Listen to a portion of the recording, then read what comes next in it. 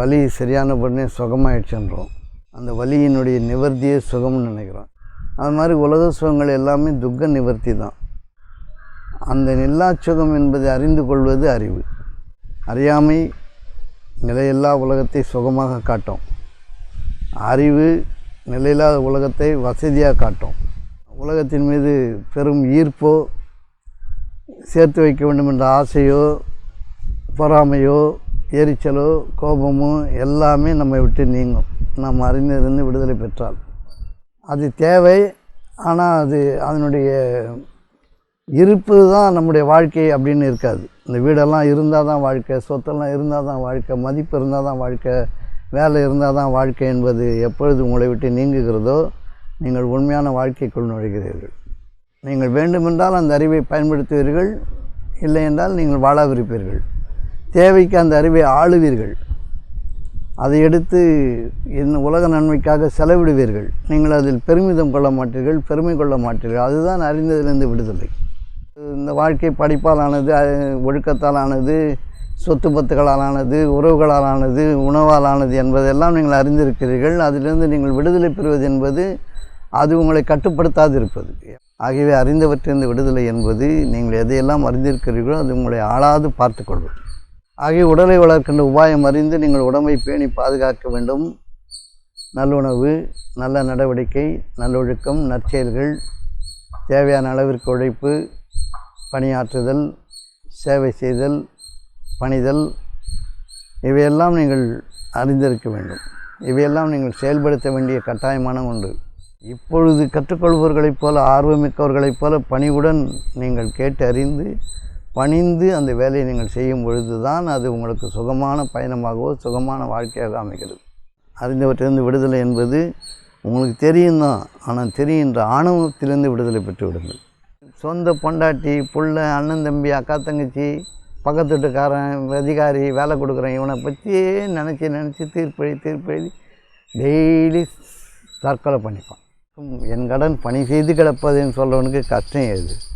பிறர் மீது கொள்கின்ற வெறுப்பு, ஆதங்கம், அந்த ஆற்றாமை, தாங்க ஒண்ணா தன்மை, பொறுமையில்லா தன்மை, இது எல்லாம் அவனுடைய வாழ்க்கையை காலத்திற்கு எல்லா பிறப்புகளும் 7 பிறப்பும் தீயனாய் அவன் வாழ்கிறான். ஆளுமை என்பது அறிந்திருப்பதை அது உங்களை ஆளாமல் பார்த்து கொள்வது. சமைக்க தெரியும்னா சமைக்க தெரியும், அவ்வளோதான் அதுக்கு அர்த்தம். தெரியும் அப்படின்றது இல்லை. கடமை செய், பலனை எதிர்பார்க்காதுன்னு வேலையை கரெக்டாக செய்துட்டு போக வேண்டியது தானே. அறிவு வாழ்க்கையை சுலபமாக்குறது, லேசாக்குகிறது, நன்மையுடையதாக ஆக்குகிறது. அந்த அறிவை நான் பெற்றிருக்கிறேன் என்று கொள்வது ஆணவம். உங்களுக்கு எந்த பிரச்சனையும் வராத போது எல்லாம் சுகமாக இருக்கும், இல்லைன்னா வீடே பயமாக இருக்கும். இருக்கிறதெல்லாம் நமக்கு சுகமாக இருக்கணும்னா நல்லதில் தான் ஈடுபடணும், நல்லுணர்வுகளை தான் வலுத்திருக்கணும். நடத்தை, பேச்சு, நிதானம், பார்வை, ஒழுக்கம், அன்பு, இரக்கம், பொறுமை, இதுதான் வாழ்க்கை. அறிவு, அறியாமை, அறிந்ததிலிருந்து விடுதலை இப்படிலாம் சொல்லப்படுது. இந்த அறிவு, அதுலேயும் சுத்த அறிவு இல்லை சின்ன வயசுலேருந்தே நிறைய கற்றுக் கொடுக்கப்படுது சமுதாயத்தாலேயும் பெற்றோர்களாலேயும். அது எப்படி அறியாமைன்னு சொல்கிறோம்? அறிந்ததிலிருந்து விடுதலை எப்படி ஒரு விஷயத்தை கற்றுக்கிட்டோம், அதை எப்படி மறக்க முடியாது. அப்போது அந்த விடுதலை எப்படி சாத்தியமாகும்? சாதாரண வாழ்க்கை வாழ்வதற்கு ஆளுமைத்தன்மை ஒரு மனிதனுக்கோ, ஆளுமைத்தன்மைங்கிறது நிர்வாகத்துக்கு சம்மந்தப்பட்டது மட்டும்தானா, தனி மனித வாழ்க்கைக்கும் முக்கியமாக அதோடய அவசியம் என்ன? அதே மாதிரி நம்ம சந்ததியில் குடும்பத்தில் இருப்பவர்களும் அந்த மாதிரி ஒரு திறனோடு இருப்பதற்கு என்ன மாதிரி நோக்கங்களோடு நம்ம இருக்க வேண்டும்? அறிவு,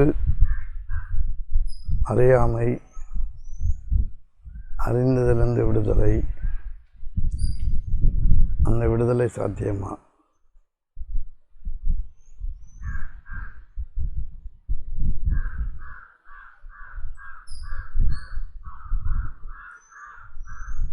இன்னொரு கேள்வி. வாழ்வதற்கு ஆளுமைத்தன்மை, பர்சனாலிட்டி அவசியம் தேவையா வாழ்க்கைக்கு? நம்முடைய சந்ததியர்களும் ஆளுமை திறனோடு இருப்பதற்கு நாம் என்ன விதமான வாழ்க்கையை கற்றுக் கொடுக்க வேண்டும். அறியாமை என்பது ஆசீர்வாதம். ஒரு காலகட்டம் வரைக்கும் எதுவும் தெரியாமல் இருக்கிற மக்கள் ஆசீர்வதிக்கப்பட்ட மக்கள். சாதாரணமாக அறியாமையில், மாயையில் இதெல்லாம் நமக்கு சுகமாக இருக்குது, நல்லா இருக்குது, இன்பமாக இருக்குது அப்படின்னு நம்முடைய அறியாமை தான் நமக்கு வாழ்க்கையை கொண்டு வருது. இந்த உலக வாழ்க்கை சுகமாக இருக்கிறதுக்கு காரணம் அறியாமை. ஆனால் இந்த உலக வாழ்க்கை சுகம் இல்லை, அதை தாண்டி, அந்த சுகத்தை தாண்டி ஆனந்தம் இருக்குது அப்படின்னு சொல்கிறது அறிவு. அறியாமையில் கிடைக்கிற சுகம் நிலையில்லா சுகம். அது துக்க நிவர்த்தி. துக்கங்களிலிருந்து நாம் விடுதலை பெறுவதால் ஏற்படக்கூடிய ஆசுவாசம். இப்போ ஒரு வயிறு வலிக்குது அப்படின்னா வலிக்குதுன்றோம், வலி சரியான உடனே சுகமாயிடுச்சுன்றோம்.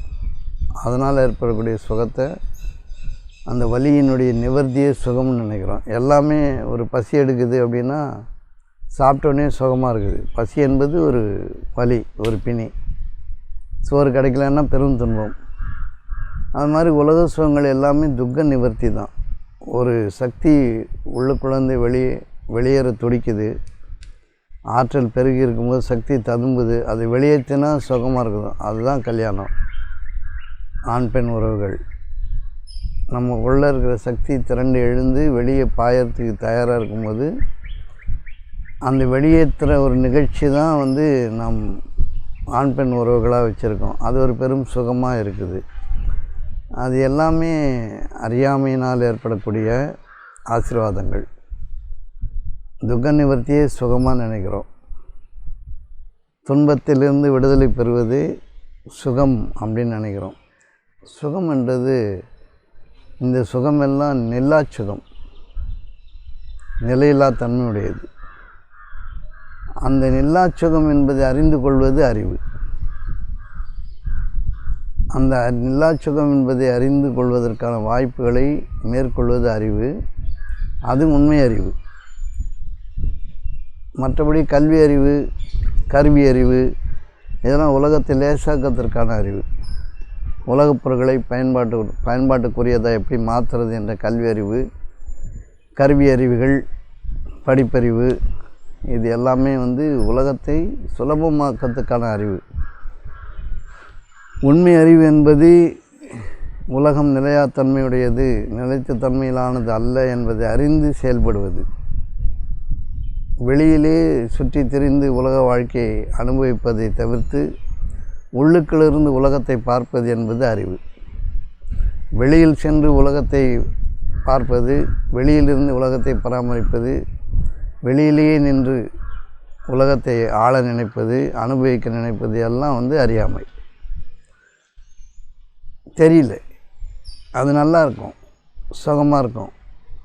ஒரு சொத்து பத்தை வச்சுக்கிட்டு, ஒரு படிப்பறிவை வச்சுக்கிட்டு, நான் பெரிய ஆள் அப்படின்னு சொல்லிகிட்டு இருக்கும்போது அது எந்த நேரத்தில் வேணாலும் பிடுங்கப்படலாம், நாம் தாக்கப்படலாம், போர்கள் நிகழலாம், வம்புகள் வரலாம், வழக்குகள் வரலாம், பிடிக்காத தன்மை ஏற்படலாம், வெறுப்புகள் வளரலாம், அழிவுகள் ஏற்படலாம். இதெல்லாம் நிலையாத்தன்மையுடையது.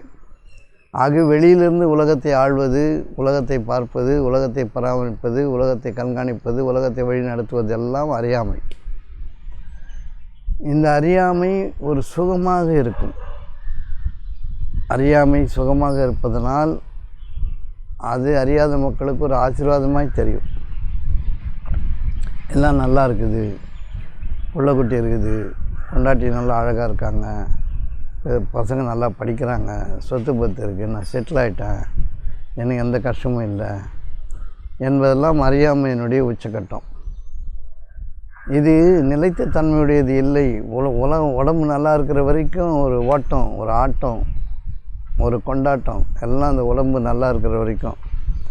உடம்பு கொஞ்சம் க்ஷீணமாச்சுன்னா எல்லா நம்பிக்கைகளும் அற்றுப்போகும். வச்சுருந்தது மதிப்பு மிக்கதெல்லாம் மதிப்பு இல்லாமல் போகும். ரொம்ப தேவை நினச்சதெல்லாம் தேவையில்லாமல் போயிடும். ஆகவே அறியாமையின் மீது வாழ்வது என்பது ஒரு காலம் சுகமாக தான் இருக்கும்.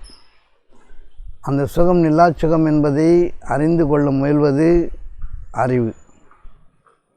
அந்த அறிவின் பாதையில் உலகத்தை அதனுடைய நிலையாத்தன்மையை அறிந்து அதை எவ்வாறு பயன்படுத்துவது, எவ்வாறு கைக்கொள்வது, எந்த எல்லை வரை அதை நாம் ஆகுமானதாக ஆக்கிக்கொள்ள வேண்டும் என்பதெல்லாம் அறிந்திருப்பது அறிவு. இந்த அறிவும் ஒரு எல்லை வரை தான். ஏன்னா அறிவும் நிலையாத்தன்மையுடையது. உடம்பு இருக்கிற வரைக்கும் தான் அறிவு, உடம்பு இருக்கிற வரைக்கும் தான் அறிவு வேலை செய்யும். ஆகவே உடல் வளர்த்தேன், உயிர் வளர்த்தேன்.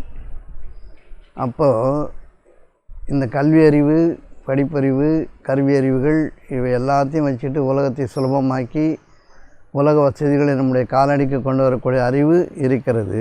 அது இப்பொழுது பெரும்பாலான மக்கள் அதைத்தான் பின்பற்றுறாங்க. அந்த அறிவு தான் பின்பற்றப்படுது. அந்த அறிவுக்கு முக்கியத்துவம் இருக்குது, முக்கியத்துவம் இல்லைன்னு இல்லை. கல்வி அறிவு, படிப்பறிவு, பள்ளிக்கூட அறிவு இதெல்லாம் முக்கியத்துவம் இருக்குது. கருவியறிவுகளுக்கு முக்கியத்துவம் இருக்குது. அது ஒரு எல்லை வரை தான் பயன்படுகின்ற அறிவு நமக்கு புகட்டப்படலை. ஒரு காலகட்டம் வரைக்கும் அந்த அறிவை நம்ம பயன்படுத்த முடியும். இப்போ நல்லா படிச்சிருக்கிறான், பெரிய பெரிய மேதமையான படிப்புகளாம் முடிச்சிருக்கிறான் அப்படின்போது அவனுக்கு உடம்புல ஏதாவது ஒரு பிரச்சனை வந்துடுச்சுன்னா அந்த அறிவு பயன்படாது. மனநிலையில் ஏதாவது குழப்பம் வந்துடுச்சுன்னா அந்த அறிவு பயன்படாது. உலக மக்கள் அவனை மதிக்கலை, பெருசாக எடுத்துக்கலை, ரெஸ்பாண்ட் பண்ணலை அப்படின்னு சொன்னபோது அந்த அறிவுக்கு பயன்பாடு இல்லை. அவர்கள் மதிக்கப்படணும், ரெகக்னிஷன், அவர்களுக்கான மரியாதை வழங்கப்படணும். அப்போ தான் இந்த அறிவுக்கெல்லாம் பயன்பாடு. இப்போ நிறைய படிச்சிருக்காங்க, நிறைய வல்லுநர்கள் இருக்காங்க. எல்லாருக்கும் ஒட்டுமொத்தமான ஒரு மரியாதையும் மதிப்பு இருக்கிறது இல்லை. சாதாரண நிலையிலே படிச்சிருந்தும் வாழறாங்க. சிலருக்கு படிப்பால் நிறைய அறிவு கிடைக்குது. சில படிப்பில்லாத மக்கள் உயர்ந்த பதவிகளில், ஆளுமைகளில், அரசியலில் பெரிய ஆளாக ஆகிறாங்க. அவர்களுக்கு கல்வி அறிவோ படிப்பறிவோ நிறைய இல்லைனாலும் ஆளுமைகளாக ஆகிறாங்க. எல்லா படிப்பாளிகளையும் அடக்கி ஆளக்கூடிய தன்மையும் பெற்று விடுகிறார்கள். இது எல்லாமே அறியாமையினுடைய விளைவு தான். படிப்பறிவு இருந்தாலும் அது ஒரு அறியாமை தான். ஏன்னா அதை தாண்டி ஏதோ ஒன்று தேவைப்படுது. நீ நிறைய படிச்சிருந்தாலும் உங்களை மதிக்கணும், உங்களை ஒத்துக்கணும், உங்களை ஏற்றுக்கணும், உங்களை உட்கார வைக்கணும், பதவிகளில் உயர்த்தணும் என்ற தனி தேவைகள் நிறைய இருக்குது. ஒரு சரியான இடம் வாய்க்கலைன்னா உங்களுடைய படிப்பு உபயோகம் இல்லாத படிப்பு. சரியான இடம் ஒன்று வாய்க்கணும், உங்களுக்கு ஒரு பதவி ஒன்று வாய்க்கணும், ஒரு ஊதியம் உங்களுக்கு வழங்கப்படணும். இல்லைன்னா நீங்கள் படித்த படிப்பு எந்த விதத்திலும் உங்களுக்கு பயன்படாது. ஆகவே அது கிடைக்கிற வரைக்குமே நீங்கள் அறியாமையினுடைய சுகத்தில் தான் இருக்க முடியும். நான் படிச்சிருக்கிறேன், எனக்கு தெரியும்ன்ற அறியாமையினுடைய சுகம்தான் இருக்கும். ஆனால் அது ஒரு காலகட்டம் வரைக்கும் இருக்கும். வேலையே கிடைக்கலன்னா அந்த அறிவு, அந்த படிப்பு துன்பத்தை தருவதாக ஆகிடும். வேலையே கிடைக்கல, மதிப்பு இல்லை, நான் படிச்சிருக்கிறேன், ஒன்றும் பிரயோஜனம் இல்லை அப்படின்னு நிலைக்கு ஆளாயிடுவாங்க. ஆகவே அறிவு, அறியாமை என்பதெல்லாம் ஒரு காலகட்டம் வரைக்கும் தான். அறியாமை நிலையில்லா உலகத்தை சுகமாக காட்டும். அறிவு நிலையில்லாத உலகத்தை வசதியாக காட்டும். அதை நெருக்கமாக கொண்டு எல்லா வாழ்க்கையை வசதியாக நெருக்கத்தில் கொண்டு இன்றைக்கி செல்ஃபோன்லாம் இருக்குது, டிவிலாம் இருக்குதுன்னா அது அறிவினுடைய வெளிப்பாடு, நெருக்கமாகட்டும். ஆனால் இதெல்லாமே நில்லா சுகத்தில் வந்துடும். ஒரு காலகட்டம் வரைக்கும், ஒரு காலத்தவணை வரைக்கும் இதெல்லாம் பயன்பாடு உடையதாக பெருசாக தெரியும். அதுக்கப்புறம் அது நம்மை விட்டு விலகும். நம்மை விட்டு விலகிறதுக்கு முன்னாடியே நம்ம விலகிறது சுத்த அறிவு. அதுவே நம்மளை விட்டு விலகிறதுன்றது நம்முடைய இயலாமை. நமக்கு முடியல, நம்மளால் இனி ஆகாது, நடக்க முடியல அப்படின்னு நம்ம அதை விட்டு விலகிறது, நம்மளை விட்டு அது விலகிடும். ஏன்னா இப்போ இருக்கும் பயன்படுத்த முடியாது. நல்ல நிலையில் இருக்கும்போது இது நிலா சுகமுடையது, இது அவ்வளவு சிறப்பானது இல்லை, இது ஒரு கட்டம் வரைக்கும் நமக்கு பயன்படும், அதுக்கப்புறம் பயன்படாதுன்னும் போது அறிந்ததிலிருந்து விடுதலை கிடைக்கும். அந்த அறிந்ததிலிருந்து விடுதலை நாம் அடையும் பொழுது தான் நாம் உண்மையான வாழ்க்கைக்குள் நுழைகிறோம். ஏனென்னா உலகத்தின் மீது பெரும் ஈர்ப்போ, சேர்த்து வைக்க வேண்டும் என்ற ஆசையோ, பொறாமையோ, எரிச்சலோ, கோபமோ எல்லாமே நம்மை விட்டு நீங்கும் நாம் அறிந்திருந்து விடுதலை பெற்றால். இப்போ வீடு இருக்க, வாசல் இருக்குன்னா இது ஒரு கட்டம் வரைக்கும் பயன்படுன்றது கொஞ்சம் வயசானவங்களுக்கு தெரியும். இப்போ வயதில் இருக்கிறவங்களுக்கு தெரியாது. ஒரு இளமையில் இருக்கிறவங்களுக்கு இதெல்லாம் பெரும் சுகமாகவே தெரியும். கொஞ்சம் ரொம்ப வயசானவங்களுக்கு, நடக்க முடியாதவங்களுக்கு வீடெல்லாம் பெரிய சுகமாக தெரியாது. அப்படி இருந்தாலும் சொத்து மேலே ஆசை, சேர்த்து வைக்கணுன்ற ஆசை, நான் காலம் வரைக்கும் நான் நல்லா வசதியாக வாழ்ந்த ஆசை உள்ள மக்கள் இன்னும் அறியாமையில் இருக்கிறாங்கன்னு அர்த்தம். ஒரு வயதுக்கு அப்புறம் அதுவே பயன்படாதுன்றதை அப்பயாவது அறிஞ்சிக்கிறவன் அறிந்திருந்து விடுதலை பெறான். இப்போ இளமை காலத்திலேயே எது சுகம் என்று அறிந்திருக்கிறோமோ அது சுகம் அல்ல, அது ஒரு மாயை, அது தேவை. ஆனால் அது அதனுடைய இருப்பு தான் நம்முடைய வாழ்க்கை அப்படின்னு இருக்காது. இந்த வீடெல்லாம் இருந்தால் தான் வாழ்க்கை, சொத்தெல்லாம் இருந்தால் தான் வாழ்க்கை, மதிப்பு இருந்தால் தான் வாழ்க்கை, வேலை இருந்தால் தான் வாழ்க்கை என்பது எப்பொழுது உங்களை விட்டு நீங்குகிறதோ நீங்கள் உண்மையான வாழ்க்கைக்குள் நுழைகிறீர்கள். அப்போது இந்த அறிந்தவற்றிலிருந்து, நீங்கள் பெற்ற அறிவிலிருந்து நீங்களே விடுதலை பெறணும். விடுதலை பெறும்போது அறிவு உங்களை விட்டு அகலாது. அதுதான் அதனுடைய சூட்சுமம். நீங்கள் அறிந்ததிலிருந்து விடுதலை பெறும் பொழுது நீங்கள் அறிந்தது உங்களை விட்டு அகலாது. உங்களுக்கு அறிந்தது நீங்கள் அறிந்ததாகவே இருக்கும். ஆனால் அதனுடைய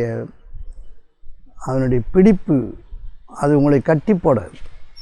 நீங்கள் வேண்டுமென்றால் அந்த அறிவை பயன்படுத்துவீர்கள், இல்லை என்றால் நீங்கள் வாழாவிருப்பீர்கள். தேவைக்கு அந்த அறிவை ஆளுவீர்கள். அதை எடுத்து உலக நன்மைக்காக செலவிடுவீர்கள். நீங்கள் அதில் பெருமிதம் கொள்ள மாட்டீர்கள், பெருமை கொள்ள மாட்டீர்கள். அதுதான் அறிந்ததிலிருந்து விடுதலை. அறிந்தது உங்களுடைய அறிவு உங்களை கட்டி போடாது, உங்களை பந்தப்படுத்தாது, உங்களை அடிமைப்படுத்தாது, உங்களை பெருமிதப்படுத்தாது, உங்களை கௌரவப்படுத்தாது, உங்களை பெருமைப்படுத்தாது. நீங்கள் சாதாரணமாக இருப்பீர்கள். அறிவை ஆளுபவர்களாக நீங்கள் மாறிப்போவீர்கள். அறிவு உங்களை ஆளாது. ஆகவே நீங்கள் அறிந்தவற்றிலிருந்து நீங்கள் விடுதலை பெறும் பொழுது, விடுதலை என்பது அதனுடைய மகத்துவத்தை அறிந்த பின்பு, அதனுடைய கீழ்மைத்தன்மை அறிந்த பின்பு, இரண்டுமே உங்களை தாக்காது, உங்களை பாதுகாத்து கொள்வது. இது சுத்த அறிவு, சுத்தமான அறிவு, களங்கமில்லாத அறிவு, இதய சுத்தி, அந்தரங்க சுத்தி. இது இறைவனை தவிர இங்கே எதுவும் இல்லை என்பதை நோக்கி பயணிப்பது. ஆகிய உலகப் பொருள்கள் அதன் அளவில் பயன்பாடு உடையவை தான், வாழ்க்கைக்கு தேவையானவை தான். ஆனால் அதுவே நம்முடைய கௌரவமும் அந்தஸ்துமாக ஆகிவிடாது. அது இருக்கும், இல்லாது போய்விடும். ரெண்டு நிலையிலும் இருக்கக்கூடியது. அது ஒரு மாயை. அது வளர்ந்திருக்கும், சில நேரம் தேய்ந்திருக்கும், சில நேரம் பயன்படும், சில நேரம் பயன்படாது, சில நேரம் வெறுப்பாக இருக்கும், சில நேரம் விருப்பமாக இருக்கும், சில நேரம் அள்ளி அனுபவிக்க தோன்றும், சில நேரம் வீசி வெறிய தோன்றும். இது உலகப் பொருள்களின் இயற்கை. அது ஒருவருடைய மன பரிபாகத்தை பொறுத்தது, மன வளர்ச்சியை பொறுத்தது. அதனால் நம்ம என்ன தெரிஞ்சுக்கணும், அறியாமை என்பது ஒரு காலகட்டம் வரைக்கும் ஆசீர்வாதமாய் வாழ்க்கையை இனிமையாக காட்டுகிறது. அறிவு என்பது வாழ்க்கையை சுலபமாக்குகிறது. நீங்கள் அறிவில் வாழ்க்கையை சுலபமாக்கிய பின்பு இது நில்லாச்சுகம் என்பதை அறிந்து அந்த பொருள்களிலிருந்து உங்களை விலக்கி கொண்டு தேவைக்கு தேவையானவர்களுக்கு பொருளை பயன்படுத்துகின்ற வித்தையை நீங்கள் கற்றுத்தருவது, அல்லது பொருளை தர்மம் செய்வது, தானம் செய்வது, பயன்பாடு உடையதாக ஆக்குவது, இந்த அறிவெல்லாம் உங்களை பந்தப்படுத்தாது உங்களை பார்த்து கொள்வது, அறிந்தவற்றிலேயே நீங்கள் சிக்கிக்கொள்ளாமல் உங்களை பாதுகாத்து கொள்வது, இவையெல்லாம் அறிந்தவற்றிலிருந்து விடுதலை. நீங்கள் அறிந்தது உங்கள் கையை விட்டு போகாது, உங்கள் அறிவு உங்களை விட்டு நீங்காது. அது உங்களிடமே தான் இருக்கும். ஆனால் நீங்கள் அதில் மாட்டி சிக்கலாகி தவிக்க மாட்டீர்கள், விடுதலை பெற்றிருப்பீர்கள். அறிவு ஒரு பக்கம் இருக்கும், நீங்கள் ஒரு பக்கம் இருப்பீர்கள். அறிவை வேண்டுமென்றால் ஆளுவீர்கள், அல்லது சும்மா வைத்து விடுவீர்கள். அது தேவைக்கு பயன்படுத்துவது. அது மனப்பரிபாகத்தின் மீது நாம் வளர்ந்திருக்கோம் என்பதற்கான அத்தாட்சி அது. ஆகிய அறிந்தவற்றிலிருந்து விடுதலை என்பது சாத்தியமானது தான். இது நில்லாத்தன்மையுடையது என்பதை அறிந்து கொள்வது தான் உண்மையான அறிவு. ஒரு காலத்தவணையின் மீது நாம் வாழ்கிறோம், அதற்குள் நாம் பெற வேண்டியதை பெற்றுவிட வேண்டும். உலகத்தில் நாம் பார்க்கின்ற இந்த பொருள், சொத்து, சுகம், ஆடம்பரங்கள் இவையெல்லாம் ஒரு காலகட்டம் வரைக்கும் தான் என்பதை அறிந்து, அதை தாண்டி உலக வாழ்க்கை மேன்மையுடையதாக இருக்கிறது என்பதை நீங்கள் அறிய வேண்டும். ஆகவே நீங்கள் சாதாரணமாக அறிந்தவற்றிலிருந்து நீங்கள் விடுதலை பெற வேண்டும். சாதாரணமாக அறிந்தவற்றிலிருந்து இந்த வாழ்க்கை படிப்பால் ஆனது, ஒழுக்கத்தால் ஆனது, சொத்து பத்துகளால் ஆனது, உறவுகளால் ஆனது, உணவால் ஆனது என்பதெல்லாம் நீங்கள் அறிந்திருக்கிறீர்கள். அதிலிருந்து நீங்கள் விடுதலை பெறுவது என்பது அது உங்களை கட்டுப்படுத்தாது இருப்பது. எவையெல்லாம் உங்களிடம் இருக்கும், ஆனால் நீங்கள் அதில் பந்தப்பட்டு சிக்கி தவிக்க மாட்டீர்கள். வரும்போது வரவேற்பீர்கள், போகும்போது போகவிடுவீர்கள். இது அறிந்தவற்றிலிருந்து விடுதலை ஆகும். இந்த அறிந்தவற்றிலிருந்து, இந்த சாதாரண உலக வாழ்க்கையில் அறிந்தவற்றிலிருந்து நீங்கள் விடுதலை பெறும்போது சூட்சமான உலகம் உங்களுக்கு காட்டப்படுகிறது. அவற்றிலிருந்து நிறைய அறிவு உங்களுக்கு வெளிப்படுகிறது. யாருக்கும் கிடைக்காத அறிவாற்றல் நீங்கள் பெறுகிறீர்கள். பெற்று உலக நன்மைக்காக, உங்களுடைய நன்மைக்காகவும் அதை பயன்படுத்தி நீங்கள் வாழும்பொழுது அதிலிருந்து விடுதலை பெற வேண்டும். எந்த அறிவையெல்லாம் பெற்றுக்கொள்கிறீர்களோ அந்த அறிவிலிருந்தெல்லாம் நீங்கள் விடுதலை பெறுவது என்பது அது உங்களை ஆளாதிருப்பது.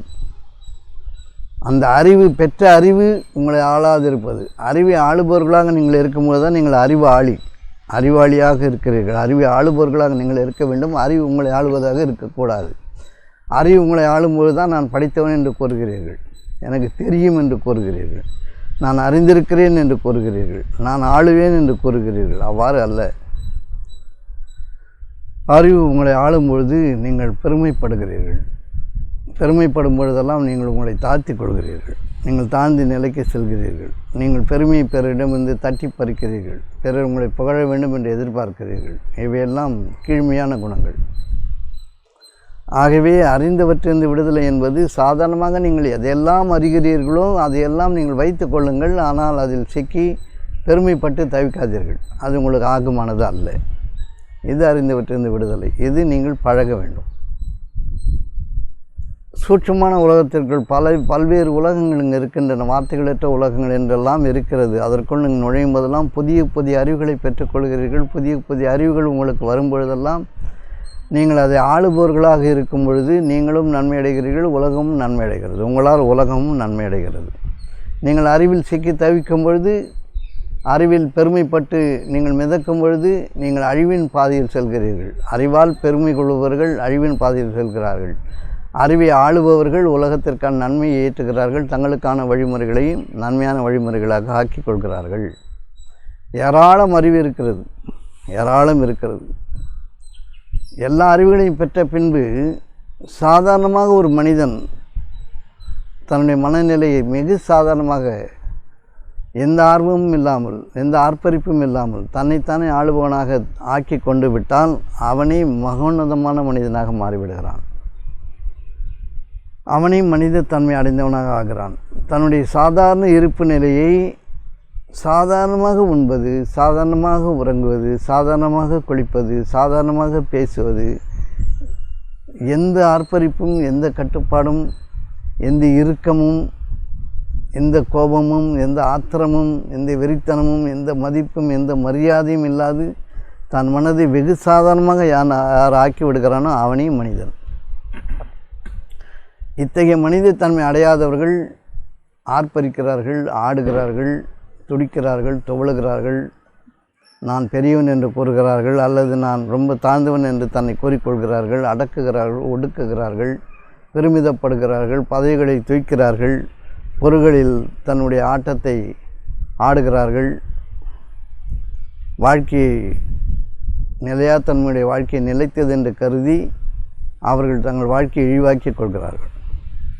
வெகு சாதாரணமான மனம் அது அற்புதமானது. அது ஆக்கும் சக்தியுடையது, அது படைக்கும் திறனுடையது.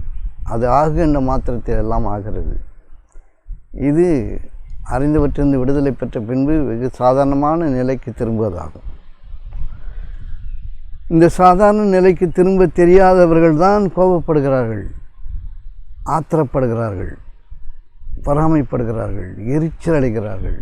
எவ்வாறு பேச வேண்டும் என்று தெரியவில்லை அவர்களுக்கு. தங்கள் நிலைப்பாட்டை அவர்கள் அறியாது இருக்கிறார்கள். வாழ்க்கையை அழித்து ஒழித்துக் கொள்கிறார்கள். இந்த வாழ்க்கை சாதாரணமான நிலையில் இருக்கும்பொழுது, மனதை சாதாரணமாக நீங்கள் பயன்படுத்தும் பொழுது அற்புதமாக இருக்கிறது. எந்த தேவையும் உங்களுக்கு இல்லை என்பதை நீங்கள் அறிந்து கொள்கிறீர்கள். எதன் பொருட்டும் நீங்கள் ஈர்க்கப்படுவதில்லை, எதன் பொருட்டும் நீங்கள் சாய்க்கப்படுவதில்லை, எதன் பொருட்டும் நீங்கள் விரட்டப்படுவதில்லை, உங்கள் மனம் அங்கலாய்ப்பதில்லை என்பதை எவன் அறிகிறானோ அவனே மனிதன். ஆகியவை அறிந்தவற்றிலிருந்து விடுதலை என்பது மிகவும் அற்புதமான ஒரு விஷயம். நீங்கள் அறிந்தது உங்களுக்கு என்றும் கைவிட்டு போகாது. அது உங்களிடமே இருக்கும். ஆனால் நீங்கள் அதனால் ஆளப்பட மாட்டீர்கள். அதை நீங்கள் ஆளுபவர்களாக இருப்பீர்கள். அறிவை ஆளுபவர்கள் அறிவாளிகள். இந்த நிலையை நம்ம சாதாரணமாக புரிஞ்சுக்கணும். 2 விஷயந்தான் இருக்குது. ஒன்று நல்லுணர்வு, இன்னொன்று கெடு உணர்வு. கெடுவான் கெடு நினைப்பான். யாரால் கெட்டது நினைக்க முடியும்னா அவன் கெடப்போறான்றதுக்கான சான்று அவனையே அறிவிக்கிறான். நான் கெட்ட வாழ்க்கையை பெறப்போகிறேன் என்பதற்கான சான்றை அவனே அறிவிக்கிறான். அவன் வாய் அதை அறிவித்து விடுகிறது. அவன் கெட்டதை நினைக்கிறான், கெட்டதை பேசுகிறான். ஒன்று நல்லுணர்வு அல்லது தீயுணர்வு, கெடு உணர்வு 2 தான் இருக்குது. இந்த நல்லுணர்வுகளில் வலுப்பவர்கள் பொறுமையில், அன்பில், நிதானத்தில், சகிப்புத்தன்மையில், இரக்கத்தில், பணிவில், ஒழுக்கத்தில், கட்டுப்பாட்டில் இருப்பவர்கள் வெகு அற்புதமான வாழ்க்கையை பெற்றெடுக்கிறார்கள். அவர்கள் அடைய முடியாதவற்றை அடைகிறார்கள். இந்த நல்லுணர்வுகளில் நிலைத்திருப்பவர்களின் உலக சேமத்தை நான் பார்த்து கொள்கிறேன் என்று இறை வாக்கு இருக்கிறது. உங்களுடைய உலக வாழ்க்கையை நான் பார்த்து கொள்கிறேன் என்று இறைவன் உங்களுக்கு அறிவிக்கிறான். நீங்கள் நல்லுணர்வுகளில் நிலைத்திருங்கள், இறை உணர்வுகளில் நிலைத்திருங்கள். இதற்கு நேர்மாறாக கெடு உணர்வுகளில், தீயுணர்வுகளில் தங்களை ஆட்படுத்திக் கொள்பவர்கள் தங்கள் நரகத்தை படைத்துக் கொள்கிறார்கள். அவர்கள் அழிகிறார்கள். அவர்கள் எத்தகைய அறிவு பெற்ற மனிதர்களாக இருந்த பொழுதும் அவர்கள் கீழ்மையான மனிதர்களாக ஆக்கப்படுகிறார்கள். தங்களுக்கு தாங்களே தீங்கிழைத்துக் கொள்கிறார்கள். அருவருக்கத்தக்க மனிதர்களாய் பார்க்கப்படுகிறார்கள். அவர்கள் இருப்பே பிறருக்கு துன்பமாக இருக்கிறது. அவர்களை ஏற்றுக்கொள்வார் இல்லை. ஏனென்றால் அவர்களுடைய மனம் பொறாமையிலும், பொச்சரிப்பிலும், ஆத்திரத்திலும், அழுகையிலும், பற்கடிப்பும், வேதனையிலும், இயலாமையிலும், ஆற்றாமையிலும் தவிக்கிறது, துடிக்கிறது. அவர்களுக்கு பணியுங்கள் என்று கூறப்பட்டால் பணிய மாட்டார்கள். அவர்கள் தங்கள் வாழ்க்கையை தாங்களே அழித்துக் கொள்வார்கள். இருப்பது 2 தான், நல்லுணர்வு, தீயுணர்வு. நீங்கள் எதை தேர்ந்தெடுக்கிறீர்கள் என்பதை பொறுத்து உங்களுடைய வாழ்க்கை அழகாக மாறுகிறது. 2 இருக்குது. 2ல் எந்த பக்கம் நீங்கள் போகிறீங்க, இது ரொம்ப ஒரு சாதாரண விஷயம். ஆனால் இது அசாதாரணமாக எல்லோருக்கும் தெரிகிறது. கோபம் இருக்கிறது, அன்பு இருக்கிறது. எதன்பால் நீங்கள் செல்வீர்கள்? ஆத்திரம் இருக்கிறது, இரக்கம் இருக்கிறது. எதன்பா நீங்கள் செல்வீர்கள்? பொறாமை இருக்கிறது, பொறுத்தல் இருக்கிறது, பொறுமை இருக்கிறது. எதன்பால் நீங்கள் செல்வீர்கள்? ஒன்று ஆக்கப்பூர்வமான வழி, வானத்தின் சாவிகளை, வானத்தின் பொக்கிஷங்களை திறக்கின்ற ஒரு வழி. அதன் வழியாக செல்வீர்களா? அல்லது இருண்ட உலகங்களுக்குள் சென்று உங்கள் கைகளே உங்களுக்கு தெரியாத அளவிற்கு இருண்ட உலகத்திற்கு சென்று உங்களை நீங்கள் அழித்துக் கொள்வீர்களா? எதை நீங்கள் தேர்ந்தெடுக்கிறீர்கள் என்பதை பொறுத்து இந்த வாழ்க்கை உங்களுக்கு அமைகிறது. தேர்ந்தெடுத்தல் உங்கள் மீது இல்லை. ஆகவே இறைவனை நினைவு கூறுங்கள், அவன் உங்களை நேர்வழியில் செலுத்துவான். இறைவனை நினைவு கூறுவதன் வாயிலாக நீங்கள் நேர்வழியில் செலுத்தப்படுவீர்கள். இறைவனை நிராகரிப்பதன் வாயிலாக நீங்கள் தீயுணர்வில் செலுத்தப்படுவீர்கள். நான் இதை தேர்ந்தெடுத்திருக்கிறேன் என்ற உரிமை உங்களுக்கு இல்லை. நீங்கள் இறைவனை நினைவு கூறுவது என்பது எல்லாம் வல்ல ஒருவன் இருக்கிறான், அவன் உலகத்தை படைத்திருக்கிறான் என்பதை உங்களுக்கு எல்லோரும் அறிவித்திருக்கிறார்கள். அதன்பால் நீங்கள் மனதை நிலைநிறுத்த வேண்டியதுதான். இனி உங்களுக்கு நேர்வழியானது இறைப்புறத்திலிருந்து உங்களை வந்து அடையும். நீங்கள் நேர்வழியில் செல்வீர்கள். அது 2 இருக்குது. எந்த வழியில் போகணுன்றது விரும்பணும். விருப்பங்களில் உங்கள் வாழ்வும், நியாயமான உணர்வுகளில் உங்கள் வழிபாடும் இருக்கிறது. உங்களுடைய வழிபாடு என்பது உங்களுடைய நியாயமான உணர்வுகளில் இருக்கிறதே தவிர உங்களுடைய மற்ற எந்த செயல்பாட்டிலும் அது இல்லை. ஆகவே எதை நீங்கள் கைக்கொள்வீர்கள்? உங்களுடைய வாழ்க்கை உங்கள் கையில் இருக்கிறது. அற்புதமான வாழ்க்கை, வானத்தின் வாயில்களை, பொக்கிஷங்களை திறக்கின்ற வாழ்க்கை, வானளாவிய வாழ்க்கை, நிரந்தரமான வாழ்க்கை, ஆனந்தமிக்க வாழ்க்கை நம்மோடு இருக்கிறது. நல்லுணர்வுகளில் நிலைத்திருக்கும் பொழுது நீங்கள் அதை தாமாக பெற்றுக்கொள்கிறீர்கள். நீங்கள் அறிய ஒண்ணா சுகம் ஒன்று இருக்கிறது, நீங்கள் அறியாத சுகம் ஒன்று இருக்கிறது. அது மிகவும் ஆனந்தமானது. அது உலகப் பொருள்களின் ஈர்ப்பிலிருந்து வருவதில்லை. அது வாழ்க்கையின் வசதிகளிலிருந்து வருவதில்லை. உங்களுடைய கல்வி அறிவுகளிலிருந்து வருவதில்லை. உங்களுடைய அழகிலிருந்து வருவதில்லை. இளமையிலிருந்து வருவதில்லை. இது உங்களுடைய அடக்கத்திலிருந்து வருகிறது. உள்ளடக்கமான உள்ளட்சத்திலிருந்து ஏற்படுகிறது. இதை நீங்கள் கற்றுக்கொள்ள வேண்டும். அறிந்த மனிதர்களிடம் இருந்து பணி செய்து பணியாற்றி அவர்களுக்கு சேவை செய்வதன் மூலமாகத்தான் இதை அறிய முடியுமே தவிர நீங்கள் தனியாக இதை கற்றறிய முடியாது. ஆகிய வாய்ப்புகளை பயன்படுத்துங்கள். உங்களுக்கான மனிதர்கள் உங்களோடே இருக்கிறார்கள், அதை பெற்றவர்கள் இருக்கிறார்கள், அவர்களோடு இருங்கள், அவர்களுக்கு பணியுங்கள், சேவை செய்யுங்கள், கற்றுக்கொள்ளுங்கள், பெற்றுக்கொள்ளுங்கள், வாழுங்கள், வாழ விடுங்கள், வாழ வையுங்கள்.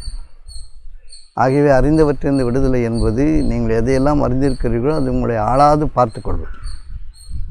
அது சாத்தியமான உங்களுக்கு நிறைய தெரியும், ஆனால் அதையெல்லாம் உங்களை ஆளும். நீங்கள் அறிந்ததை ஆள வேண்டியது தானே.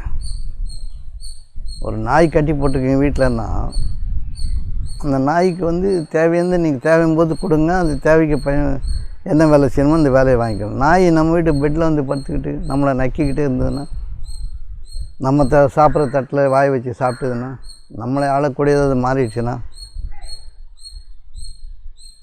நமக்கு அடக்கமாக இருக்கும் வரை அறிவு அழகானது. அறிவு நம்மளை ஆளும் பொழுது அறிவு ஆபத்தானது. ஆகவே அறிந்து கொள்ளுங்கள். எதை கற்று அறிய வேண்டுமோ, எதை பயில வேண்டுமோ, எது அபியாசம் செய்ய வேண்டுமோ அதை பெற்றுக்கொள்ள வேண்டும். தன்னிலை அறிதல் அதற்கு மிகவும் அவசியம். உன்னுடைய நிலை என்ன, நீ எங்கே இருக்கிறாய், யாரோடு இருக்கிறாய், என்ன செய்கிறாய், எதற்காக இருக்கிறாய் என்பதை அறிந்து செயல்பட வேண்டும்.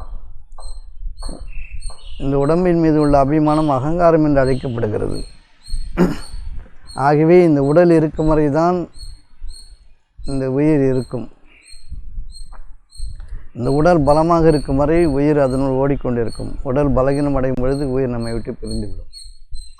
ஆகிய உடலை வளர்க்கின்ற உபாயம் அறிந்து நீங்கள் உடம்பை பேணி பாதுகாக்க வேண்டும். நல்லுணவு, நல்ல நடவடிக்கை, நல்லொழுக்கம், நற்செயல்கள், தேவையான அளவிற்கு உழைப்பு, பணியாற்றுதல், சேவை செய்தல், பணிதல், இவையெல்லாம் நீங்கள் அறிந்திருக்க வேண்டும். இவையெல்லாம் நீங்கள் செயல்படுத்த வேண்டிய கட்டாயமான ஒன்று. இவற்றில் நீங்கள் அறிவை ஆளுபவர்களாக இருக்கும் பொழுது நீங்கள் ஆளுமை பெற்றவர்களாக இருக்கிறீர்கள். உங்களுடைய பர்சனாலிட்டி என்பது, உங்களுடைய தனித்திறமை என்பது, உங்களுடைய ஆளுமை என்பது நீங்கள் அதை ஆளுபவர்களாக இருக்கும் பொழுது, உங்களுடைய அறிவை நீங்கள் ஆளுபவர்களாக இருக்கும் பொழுது தான் நீங்கள் வலிமை பெற்றவர்களாக இருக்கிறீர்கள். அறிவு உங்களை ஆளுவதாக, நான் படித்தவன் என்ற பெருமிதம் உங்கள் மண்டைக்குள் ஏறிவிட்டால் இனி உங்கள் படிப்பு உங்களை ஆளும். அது உங்களை கேவலப்படுத்தாமல் விடாது. நீங்கள் அறிந்திருக்கிறீர்கள், ஆனால் நான் அறிந்திருக்கிறேன் என்று நீங்கள் சொல்லும் பொழுது நீங்கள் அதனால் அசிங்கப்படுத்தப்படுகிறீர்கள். நீங்கள் பெருமிதம் கொள்கிறீர்கள். எனக்கு தெரியும் என்று கூறுகிறீர்கள். நான் முன்பே இதை அனுபவித்திருக்கேன் என்று சொல்கிறீர்கள். முன்பு அனுபவித்தது நேற்றைய அறிவு. இன்று அதற்கு மதிப்பு இல்லை. இந்த அறிவு புதிதானது. ஒரு வண்டி ஓட்டிகிட்டு போகிறீங்கன்னா புதுசு, இப்போ தான் ஓட்டுறீங்க. நான் 10 வருஷம் ஓட்டினுங்கிறேன்ற எந்த பிரயோஜனமும் இல்லை. இப்போ ரோடு புதுசு, வரக்கூடிய மக்கள் புதுசு, ஆடு மாடுகள் புதுசு, வண்டி புதுசு. ஏன்னா அது எப்படி இருக்கோ, பிரேக் எப்படி இருக்கோ, ஆக்சிலேட்டர் எப்படி இருக்கோ தெரியாது. ஆகவே நீங்கள் கவனமாக இப்பொழுதுதான் ஓட்டுபவர்களைப் போல பயபக்தியோடு ஓட்டணும். தெரியுன்ற மாதிரி விஷயத்துக்கு ஓட்டினீங்கன்னா வாழ்க்கை கொண்டு போய் எங்கேயாவது சொல்லி விட்டுரும். ஆகவே எதையும் நீங்கள் தெரியும் என்று கூறக்கூடாது. ஒரு பயிற்சியாளராகவே வாழ்க்கையை நீங்கள் அனுபவிக்க வேண்டும். இப்பொழுது கற்றுக்கொள்பவர்களைப் போல, ஆர்வமிக்கவர்களைப் போல பணிவுடன் நீங்கள் கேட்டு அறிந்து பணிந்து அந்த வேலையை நீங்கள் செய்யும் பொழுது தான் அது உங்களுக்கு சுகமான பயணமாகவோ சுகமான வாழ்க்கையாக அமைகிறது. அறிந்திருக்கிறேன், தெரிந்திருக்கிறேன் என்று நீங்கள் சொல்லும் பொழுதெல்லாம் மனதை எங்கோ பறக்க விட்டு ஏதோ ஒரு வேலையை செய்து கொண்டிருப்பீர்கள். அந்த வேலையில் நீங்கள் இருக்க மாட்டீர்கள். ஆகவே நீங்கள் அழிவின் பாதையில் செல்கிறீர்கள். வாழ்க்கை உங்களுக்கு வசப்படாது. வறுமையின் சாட்டை உங்கள் மீது வீசப்படும். நீங்கள் திண்டாட்டமிக்கவர்களாக இருப்பீர்கள். வாழ்விடங்கள் நெருக்கடியாக இருக்கும். உங்கள் இருப்பு என்பது பிறருக்கு துன்பமாக இருக்கும். சொந்த குடும்பத்திலே இருக்கும். ஏன்னா உங்களுக்கு தெரியும், நீங்கள் நினைக்கிறீங்க. எனக்கு தெரியும் அப்படின்னு நினைக்கிறவங்க எல்லாம் அகம்பாவி. அப்படி தெரிவதற்கான வாய்ப்பு இல்லை. இப்போ சமைக்க போகிறீங்கன்னா புதுசு தான் அது. தூங்க போகிறீங்கன்னா புதுசு தான். எனக்கு தூங்க தெரியும்னு யாருன்னா சொல்லுவானா? எனக்கு சாப்பிட தெரியும்னு யாருன்னா சொல்லுவானா? புதுசு. அப்போ தொண்டையில் விக்கிக்கிட்டு செத்து போயிடலாம். நல்லா சாப்பிட தெரியும் எனக்குன்னு யாராவது சொன்னான்னா அது தப்பு இல்லையா? தண்ணி குடிக்க தெரியும்னு சொல்ல முடியுமா? குடிச்சு பாரு, அது எப்படி அதுக்கு சரியாக அதுவே போகணும். அந்த முறையோடு நீங்கள் மெதுவாக பயத்தோடு உள்ளட்சத்தோடு செய்யும்போது தான் அந்த காரியம் அழகானதாக இருக்கும். எனக்கு பெருக்க தெரியும், கூட்ட தெரியும், அடுப்பு பற்ற வைக்க தெரியும், எல்லாம் தெரியும் தான். அதிலிருந்து நீங்கள் விடுதலை பெற்று இருக்க வேண்டும். தெரியும் என்பதிலிருந்து விடுதலை பெற்று புதிதாக நீங்கள் கற்றுக்கொள்பவர்களைப் போல் அதில் ஈடுபடணும். கேஸ் திறந்து விட்டு அடுப்பு பற்ற வச்சுட்டு மொத்த கேஸையும் திறந்து விட்டு வெடிக்கிறவங்களாம் இருக்குது இல்லை? பஸ்ஸு எத்தனை ஆக்சிடெண்ட் ஆகுது, எவ்வளோ பேருக்கு தெரியுன்றவன் செத்து போகிறான். ஆகவே நீங்கள் உள்ளட்சத்தோடு இருங்கள், பணிவுடன் இருங்கள். அறிந்திருக்கிறோம் என்ற ஆணவத்தில் இருக்காதீர்கள். அறிய வேண்டும், இன்னும் அறிவதற்கு ஏராளம் இருக்கிறது என்ற பணிதலின் மீது இருங்கள். இப்போ புரியுதா? அறிந்தவற்றிலிருந்து விடுதலை என்பது உங்களுக்கு தெரியும் தான், ஆனால் தெரிகின்ற ஆணவத்திலிருந்து விடுதலை பெற்று விடுங்கள். உங்களுக்கு என்ன தெரியும்? என்ன தெரியும்? எனக்கு செருப்பாடு தெரியுமா? கோடம்போது கீழே வந்துடுறதுக்கு கால் உடையறதுக்கு வாய்ப்பு இருக்குது. நடக்க தெரியுமா? ஏதாவது ஒன்று தெரியுமா? அப்போ தான் கற்றுக்கிற மாதிரி என்றும் புதிதாக ஒரு வாழ்க்கையை வாழ்பவன் சாதாரணமாக இருக்கிறான். தெரியும் என்பவன் ஆணவத்தில் அழிகிறான். எதையும் தெரியும்னு சொல்கிறது முட்டாள்தனம். தெரியும் தான், ஆனால் விடுதலை பெற்றிருங்கள். அதிலிருந்து விடுதலை பெற்றிருங்கள். தெரியும் என்பதிலிருந்து விடுதலை பெற்றிருங்கள். சாதாரணமாக இருங்கள். மிகச்சாதாரணமான வாழ்க்கை என்பது அற்புதமானது. எதையாவது இடைச்சர்களாக தூக்கி வைத்து கொண்டு எனக்கு தெரியும், நான் படித்திருக்கிறேன், அது செய்திருக்கிறேன், அனுபவப்பட்டிருக்கிறேன் என்றெல்லாம் கூறி தெரிவது உங்களை எங்காவது கொண்டு வந்து சாய்த்துவிடும், தள்ளிவிடும், உங்களை அவமானப்படுத்திவிடும், அசிங்கப்படுத்திவிடும், காயப்படுத்திவிடும், நோய்வாய்ப்படுத்திவிடும். 2 விஷயம் சொல்லாமல் வரும். நாங்கள் நோயும் மரணமும் சொல்லிட்டு வராது. அது எப்போ வேணாலும் வந்துடும். உங்களுக்கு தெரியுமா எப்போ வரும்னு? தெரியாது. ஆகவே தெரியாது என்பதன் மீது நீங்கள் இருங்கள். அறிந்து கொள்வதில் ஆர்வமாக இருங்கள். அவர்கள்தான் டிசைபிள்ஸ், சீடர்கள். அறிந்து கொள்வதில் கற்றுக்கொள்வதில் ஆர்வம் உள்ளவர்கள். எது வந்தாலும் இன்னும் கற்றுக்கிறது நிறைய இருக்குது. கற்றது கை மண்ணளவு, கல்லாதது உலகளவு. இப்போ எது தெரியும் உங்களுக்கு? தூங்கிட்டு எழுந்திப்பீங்கன்னு தெரியுமா? ஒரு இடத்துக்கு போகிறீங்க, போய் முடிஞ்சிருவீங்கன்னு தெரியுமா? நடக்குது நிகழ்வு. ஆகவே நீங்கள் கற்பனைகளில் வாழ்கிறீர்கள். அறிந்ததைப் போல ஆடுகிறீர்கள், தெரிந்ததைப் போல நீங்கள் செய்கிறீர்கள். அவ்வாறெல்லாம் இல்லை.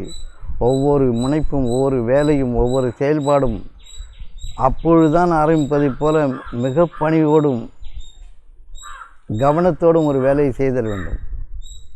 அப்போ தான் இந்த வேலை சிறப்புக்குரிய வேலையாக, புகழுக்குரிய வேலையாக, இறைவனை பெருமைப்படுத்தக்கூடிய வேலையாக அமையும்.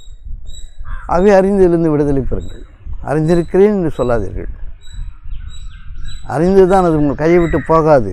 ஆனால் அந்த நிமிடத்தில் ஆக வேண்டிய வேலை எவ்வாறு ஆக வேண்டும் என்பதை நீங்கள் புதிதாக அறிய வேண்டும். இந்த மக்கள் சொல்கிற அறிவெல்லாம் சாத்தியமானதா? அறிந்தவற்றிலிருந்து விடுதலைன்னா பைத்தியமாக இல்லாமா? அதெல்லாம் ஒன்றுமே தெரியாமல் போயிடலாமா? ஒன்றும் தெரியாதவர்கள் போல் இருப்பது தான் அறிவுடைமை. ஏதும் அறியாதவர்கள் போல நம்மை ஆக்கிக்கொள்வது தான் மிகச்சிறந்த அறிவுத்தன்மை, மிகச்சிறந்த ஆற்றல், மிகச்சிறந்த வலிமை. நீங்கள் சாதாரணமாக இருப்பது, வேடமிட்டு கொண்டு, ஆர்ப்பரித்து கொண்டு, ஆடிக்கொண்டு, பாடிக்கொண்டு, தன்னை வெளிப்படுத்தி கொண்டு, பிறர் புகழ வேண்டும் என்பதற்காக ஏதோதோ காரியங்களை செய்து கொண்டு, பிறர் பார்க்க வேண்டும் என்பதற்காக வேலை செய்வது, இதெல்லாம் மறுவறுப்பானது. நீங்கள் சாதாரணமாக இருங்கள். சாதாரணமாக இருத்தல் வாழ்வை அற்புதமாக்குகிறது, அழகாக்குகிறது, சுகமாக்குகிறது, ஆனந்தமிக்கதாக ஆக்குகிறது. நீங்கள் சாதாரணமாக இருந்து பாருங்கள். மனிதர்களின் இருப்பு ஏன் துன்பமாக இருக்கிறதுன்னு சொன்னால், அவர்கள் சாதாரணமாக இல்லை. எதுவும் அறிந்திருப்பதைப் போல ஆடுகிறார்கள், தெரிந்ததைப் போல சொல்கிறார்கள், அறிவிருப்பதைப் போல காட்டுகிறார்கள். இருக்கட்டும் அறிவு, அது ஆளுவதற்கான ஒன்றே தவிர காட்டுவதற்கான ஒன்று இல்லை. அறிந்ததிலிருந்து விடுதலை பெறுங்கள். எது தெரியுமோ தெரியட்டும், அது உங்கள் கைவிட்டு போகாது. ஆனால் நீங்கள் கொள்ளுகின்ற பெருமை அசிங்கமானது. ஆகவே ஆளுமை என்பது சாதாரணமாக இருத்தல். நீங்கள் சொல்லக்கூடிய ஒரு சொல் சாதாரணமாக அரங்கேற வேண்டும், செயல்பாட்டுக்கு வர வேண்டும், நடக்க வேண்டும். அந்த நடப்பை இந்த பிரபஞ்ச பேராற்றல் பார்த்து கொள்ளும். உங்கள் வார்த்தைக்கான மதிப்பை அது அளிக்கும். நீங்கள் அந்த வார்த்தைக்கான மதிப்பை உயர்த்த பாடுபடாதீர்கள். நீங்கள் ஆளுமை இருங்கள். உங்கள் அறிவை ஆளுங்கள். உங்கள் அறிவு உங்களை ஆளாமல் பார்த்து கொள்ளுங்கள். நல்லுணர்களை வளர்த்துருங்கள். எது நல்லதோ அதன் பக்கம் முந்திக் கொள்ளுங்கள். நன்மைகளை நீங்கள் முந்திக் கொள்ளுங்கள். நன்மைகளை கை கொள்ளுங்கள். ஒரு ஓட்டம் ஓடுங்கள். நன்மைகளை கை கொள்வது என்பது ஏராளம் சிரமமாக தோன்றும். கோபப்படுவது என்பது எளிது. பொறுமையாக இருப்பது என்பது கடினம். நீங்கள் இடுக்கமான வாசல் வழியாக சொர்க்கத்தில் நுழையுங்கள். இடுக்கமான வாசல். பொறுமையாக இருப்பது என்பது ரொம்ப சிரமமானது. பணிவோடு இருப்பது என்பது மிகவும் சிரமமானது. உங்களுடைய ஆணவம், உங்களுடைய ஆற்றாமை, உங்களுடைய வேதனை உங்களை எகிரச் செய்யும், உங்களை திமிரச் செய்யும். நீங்கள் தவறான வழியை கைக்கொள்வீர்கள். ஆகவே இடுக்கமான வாசல் வழியாக எது உங்களால் முடியாதோ அந்த வாசல் வழியாக நீங்கள் முயலுங்கள். அதன் வழியாக நீங்கள் உங்கள் உள்ளத்தை அடைந்து விடுங்கள். அந்த உள்ளத்தில் இறைவன் கொடிக்கொண்டே இருக்கிறான். நிச்சயமாக உங்களுக்கு நேர்வழி காட்டிக்கொண்டே இருக்கிறான். சிரமமான வழியாகத்தான் அது தென்படும். பொறுமையாக இருப்பது என்பது மிகவும் சிரமமானது. பணிவோடு இருப்பது என்பது மிகவும் சிரமமானது. ஆனால் அந்த வழியை நீங்கள் சென்றே ஆக வேண்டும் என்பது உங்களுடைய கட்டாயம். அப்பொழுதுதான் உங்களை நீங்கள் அறிந்து கொள்வீர்கள். இந்த வானளாவிய படைப்பு எதற்காக என்பது உங்களுக்கு அறிவிக்கப்படும். நீங்கள் மிக உன்னதமான வாழ்க்கையை பெற தகுதி உடையவர்கள் என்பதை நீங்களே அறிந்து நீங்களே சாட்சி சொல்ல வேண்டும். ஆகவே இந்த சாதாரணமான உலக அறிவிலிருந்து, உலக வாழ்க்கையிலிருந்து உங்களை விடுவித்துக் கொள்ளுங்கள். இந்த உலகம் வாழட்டும். தேவைப்படுபவர்களுக்கு உணவளியுங்கள், உடையளியுங்கள், பகிர்ந்து கொடுங்கள். சாதாரணமாக இருங்கள். எதையும் பெரிதுபடுத்தாதீர்கள், ஊதி பெரிதாக்காதீர்கள். இதெல்லாம் நமக்கு தேவை. ஆனால் மனிதர்கள் அப்படி இருக்கிறாங்களான்னு பாருங்கள். எவ்வளோ சங்கடமான மனிதர்கள். அவங்களுக்கு புரியவும் மாட்டேங்குது. பொறுமையாக தெரியவும் மாட்டேங்குது. சாதாரணமாக கவனமாக வேலை செய்யுங்கன்னா அதுக்கும் கோபம் வருது. எது எடுத்தாலும் கோவப்படுறான். எதற்கான ஆத்திரம் வருது. ஒரு அதிகாரி கூப்பிட்டு எதாவது சொன்னால் அவனை பற்றி புறம் பேசுகிறான். ஆஃபீஸில் அவனை பற்றி இல்லாத பொல்லாத இட்டுக்கட்டி பேசுகிறான். நல்லது கற்றுக்கொள்வதற்கு ஆர்வம் இல்லை. நற்பண்புகள் நினைத்திருக்க அவனுக்கு நேரமும் இல்லை. ரொம்ப முனைப்பாக தீயவற்றில் ஈடுபடுகிறான். புறம் பேசுகிறான். அநியாயமாக பேசுகிறான். அநியாயமாக நினைக்கிறான். அநியாயமாக அதிகாரம் பண்ணுறான். அநியாயமாக அபகரிக்கிறான். இதெல்லாம் புரியுதானே உங்களுக்கு? அப்போ ஏன் உலகம் துன்பமாக இருக்காது? ஏன் ஏழ்மையாக இருக்காது? ஏன் வறுமையாக இருக்காது? ஏன் யாருக்கும் இங்கே சுகம் இல்லை? மனதில் பாரம் இருக்குது. அப்படியே பிறரை பற்றிய கருத்துக்களை நிறைஞ்சு இருக்கிறான். எல்லாரை பற்றியும் கருத்து இருக்குது. எல்லாரை பற்றியும் ஒரு தீர்ப்பு வச்சுருக்கான். அவனுக்கு யாரெல்லாம் தெரியும்னு பார்த்தா கிட்டத்தட்ட எல்லா மனிதர்களுக்கும் ஒரு 50 பேர் 100 பேருக்கு மேலே தெரிய போகிறதில்ல. பெரும்பாலான மனிதர்களுக்கு சிற்சிலருக்கு தான் உலகத்துடைய நிறைய பேருக்கு, நிறைய மக்கள் அவங்களுக்கு தெரிஞ்சிருப்பாங்க. நிறைய மக்கள் இவனுக்கு தெரியாது. இப்போ ட்ரம்ப் இருக்காருன்னா ட்ரம்ப்பை எல்லாருக்கும் தெரியும். ட்ரம்ப்புக்கு எல்லாரையும் தெரியாது. மோடி இருக்காருன்னா மோடி எல்லாருக்கும் தெரியும். ஆனால் மோடிக்கு எல்லாரையும் தெரியாது. அவங்களுக்கு தெரிஞ்ச ஒரு 500 பேர், மேக்ஸிமம் ஒரு 500 பேர் தெரியுமா? அந்த 500 பேர் அப்போ சாதாரண மக்களுக்கு ஒரு 50 பேர் 60 பேர். இந்த 50 பேர் 60 பேரை பற்றி தீர்ப்பை வச்சுக்கிட்டு சொந்த பொண்டாட்டி, புள்ள, அண்ணன் தம்பி, அக்கா தங்கச்சி, பக்கத்து வீட்டுக்காரன், அதிகாரி, வேலை கொடுக்குறேன், இவனை பற்றியே நினச்சி தீர்ப்பு எழுதி டெய்லி தற்கொலை பண்ணிப்பான். சூசைட். நித்திய மரணம் என்பதை மனிதர்கள் அனுபவிக்கிறார்கள். ஏன்னா இவனால் பொறுமையாக இருக்க முடியாது, விட்டு கொடுக்க முடியாது, சகிச்சுக்க முடியாது. ஏதோ ஒரு பெருமையை தேடிக்கிட்டே இருப்பான். நான் மதிக்கப்படணும், நான் அப்படி ஆகணும், நான் இப்படி ஆகணும். இவன் யார் சொல்கிறதுக்கு, அவன் யார் சொல்கிறதுக்கு, இவங்க யார் நம்மளை கட்டளை ஏறதுக்கு, இவங்க யார் நமக்கு வேலை சொல்கிறதுக்கு. சாதாரணமாக இருந்தால் எல்லாருக்கும் என் கடன் பணி செய்து கிடப்பதுன்னு சொல்கிறவனுக்கு கஷ்டம் ஏது. இப்போ இங்கே வேலை செய்கிறாங்க, எதாவது ஒன்று கேட்குறாங்க, தவறான இடத்துல கேட்டுடுறாங்க. அது சங்கடங்களை ஏற்படுத்துது. என்கிட்ட கேளுப்பா, அந்த பொறுப்பு என்ன செய்கிறேன் அப்படின்னு சொல்கிறேன் நான். இப்போ பொறுப்பை ஏற்படுத்தி கொள்ளுதல். இந்த வெறித்தனமான மனம், இந்த வெறுப்பான மனம் வாழ்க்கை அழித்து போடுகிறது. இதை புரிஞ்சுக்கிறதுக்கு உலக மக்கள் முயலணும். வெறுப்பான மனம், பிறர் மீது கொள்கின்ற வெறுப்பு, ஆதங்கம், அந்த ஆற்றாமை, தாங்க ஒண்ணா தன்மை, பொறுமையில்லா தன்மை, இது எல்லாம் அவனுடைய வாழ்க்கையை காலத்திற்கு எல்லா பிறப்புகளும் 7 பிறப்பும் தீயனாய் அவன் வாழ்கிறான். இப்போ நம்ம வாழ்க்கையை எப்படி நம்ம வச்சுருக்கோன்னு புரியுது அவங்களுக்கு. ரொம்ப சங்கடமாக இருக்குது, ரொம்ப சங்கடமாக இருக்குது அந்த மனிதர்களை பார்க்கும்போது. அவன் ஏன் வறுமையில் வாழணும்? அவனுக்கு அந்த தலையெழுத்தே இல்லை.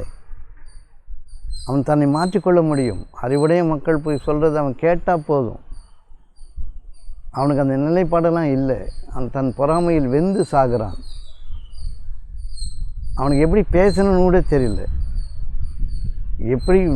எப்படி நடந்துக்கணும்னு தெரியல. ஒரு சின்ன விஷயத்தை ஊதி பெருசாக்குறான். ஒரு விஷயத்தை சொன்னால் அந்த 100 பேச்சுகளை திரித்து பேசுகிறான். இப்படி தான் மக்கள் தான் நம்மளை சுற்றி இருக்கிறாங்க. ஆகவே இந்த உலக மக்கள் துக்கத்தை வருவித்து கொள்கிறார்கள். அவர்கள் இறக்குமதி செய்கிறாங்க துக்கத்தை. இங்கே இருக்கிற துக்கத்தையும் இறக்குமதி பண்ணிக்கலாம். நல்லுணர்கள் என்பது அவர்களுக்கு போதிக்கப்பட்டாலும் அவர்கள் கேட்பது போல் கேட்கிறார்கள், அவர்கள் கேட்பதில்லை. பார்ப்பது போல் பார்க்கிறார்கள், அவர்கள் பார்ப்பதும் இல்லை. இது வேணுமா வேணாமா? வாழ்க்கை எங்கே இருக்குது? ஆளுமை எங்கே இருக்கிறது? நீங்கள் சாதாரணமாக இருக்கும்போது யாவற்றையும் நீங்கள் ஆளுகிறீர்கள். உங்களுக்கென்று ஒரு கௌரவம் இருப்பதா நினைக்கும் போது, மானம் இருக்கிறதா நினைக்கும் போது, மரியாதை இருக்கிறதா நினைக்கும் போது நீங்கள் அதனால் ஆளப்படுகிறீர்கள். ஆகவே நீங்கள் அடிமைகள். சுதந்திரமானவர்கள் சாதாரணமாக இருக்கிறார்கள். இந்த உலகத்தின் எந்த ஒரு பொருளும் அவர்களை இறைவனை விட்டு திருப்பி விடுவதில்லை. அவர்கள் கவனமாக இருக்கிறார்கள். எது தேவையோ தேவையின் மீது இருக்கிறார்கள். தேவையில்லாதவற்றை அவர்கள் சிந்திப்பதே இல்லை. அது அவர்களை விட்டு விலகி விடுகிறது. ஆகவே நிறைய தெரியும் அப்படின்னு நினைக்கிறவன் தான் முட்டாள். நிறைய வேலை செய்கிறேன்னு சொல்கிறவன் அயோக்கியம். அப்படிலாம் ஒன்று வேலை செய்கிறதுக்கு ஒன்றுமே கிடையாது. நீ வேணும் நிறைய பேசுகிற, நிறைய நடக்கிற, நிறைய நேரத்தை வீணாக செலவு பண்ணுற, பாடுபடுறேன்னு சொல்கிறதெல்லாம் பைத்தியக்காரத்தனம். அப்படிலாம் இல்லை. நேரமே இல்லை, காலமே இல்லை. இவங்கெல்லாம் தன் வாழ்க்கையை அசிங்கமாக வாயிலேருந்து அந்த வார்த்தையெல்லாம் வரும். நேரமே இல்லை, காலமே இல்லை, டைமே இல்லை, ஓயாது உழைக்கிறேன். என்ன ஓயாது ஓயாது நடந்துகிட்ருப்பேன், ஓயாது செல்ஃபோன் பார்ப்பேன், ஓயாது ஊர் கதை பேசுவேன். எங்கே ஓயாது உழைக்கிறேன்? இல்லை வீட்டில் உட்காந்து பண்டாட்டி சண்டை போட்டுன்னு இருப்பேன், இல்லை வம்பு இழுத்துட்ருப்பேன், இல்லை பக்கத்து வீட்டுக்காரன் என்ன பண்ணான்னு சொல்லிட்டு வேவு பார்த்துட்ருப்பேன். மனமெல்லாம் குப்பத்தொட்டில் போட்டுட்டு எனக்கு ரொம்ப வேலை இருக்குது, கஷ்டப்படுறேன்னு சொன்னால் பிரபஞ்ச பேராற்றல் உங்களை புறக்கணித்து விடும். ஆளுமை என்பது அறிந்திருப்பதை அது உங்களை ஆளாமல் பார்த்துக்கொள்வது. நீங்கள் மிக சாதாரணமாக இருப்பது. சமைக்க தெரியும்னா சமைக்க தெரியும், அவ்வளோதான் அதுக்கு அர்த்தம். தெரியும் அப்படின்றது இல்லை, சாதாரணமாக தெரியும். நடக்க தெரியுன்றது தெரியுமான்னு நடந்தால் தான் தெரியும். இந்த கால் ஒத்துக்கணும், காலில் பலம் வேணும். அது கல் தடுக்கலாம், புல் தடுக்கலாம், நூல் தடுக்கலாம், எங்கே விழுவேன்னு தெரியாது. ஆகவே தெரியும் என்பதன் மீது நீங்கள் இருக்கும் பொழுதெல்லாம் நீங்கள் வாழ்க்கையை அசிங்கப்படுத்துகிறீர்கள். இப்பொழுது தான் தெரிஞ்சுக்க போகிறேன்ற தெரிஞ்சதே இப்போ தான் திரும்பவும் தெரிஞ்சுக்க போகிறேன்னு செய்யும்போது நீங்கள் உயர்த்தப்படுகிறீர்கள். அதற்குண்டான வழிமுறைகள் உங்களுக்கு அறிவிக்கப்படும், நீங்கள் பாதுகாக்கப்படுவீர்கள். அறிந்தவற்றிலிருந்து விடுதலை தெரியும், ஆனால் விடுதலையாயிரு. தெரியும் என்பது மீது திருமாப்பாக இருக்காது. உனக்கு என்ன தெரியும்? உனக்கு என்ன தெரியும்? மூச்சு விட கூட தெரியாது. தஸ்து புத்துன்னு மூச்சை விட்டுக்கிட்டு எது கத்தாலும் ஆத்திரம் எரிச்சல் கோபம் உனக்கு என்ன தெரியும்னு நினைக்கிறேன்?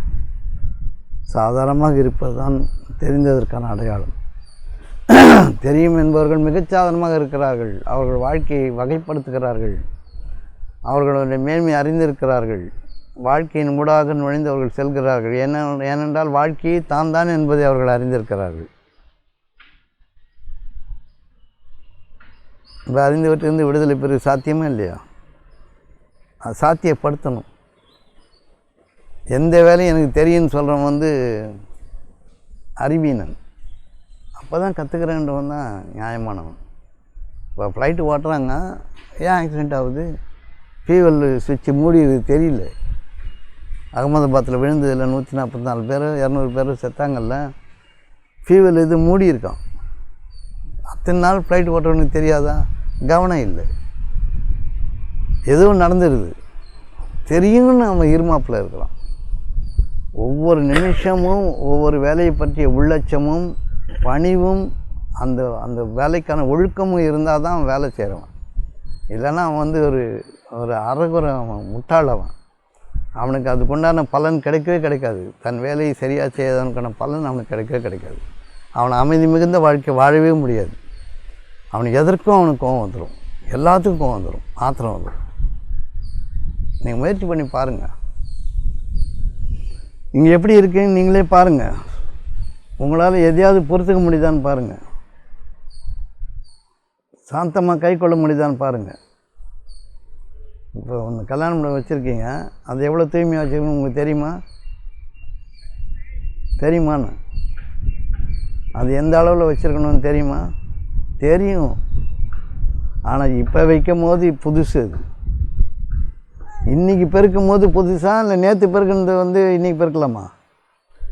இன்றைக்கி பெருக்கும் போது அந்த தூசி தும்பு எல்லாம் பெருக்கிறது புதுசு தானே. ஏன் அது உங்களுக்கு தெரியல?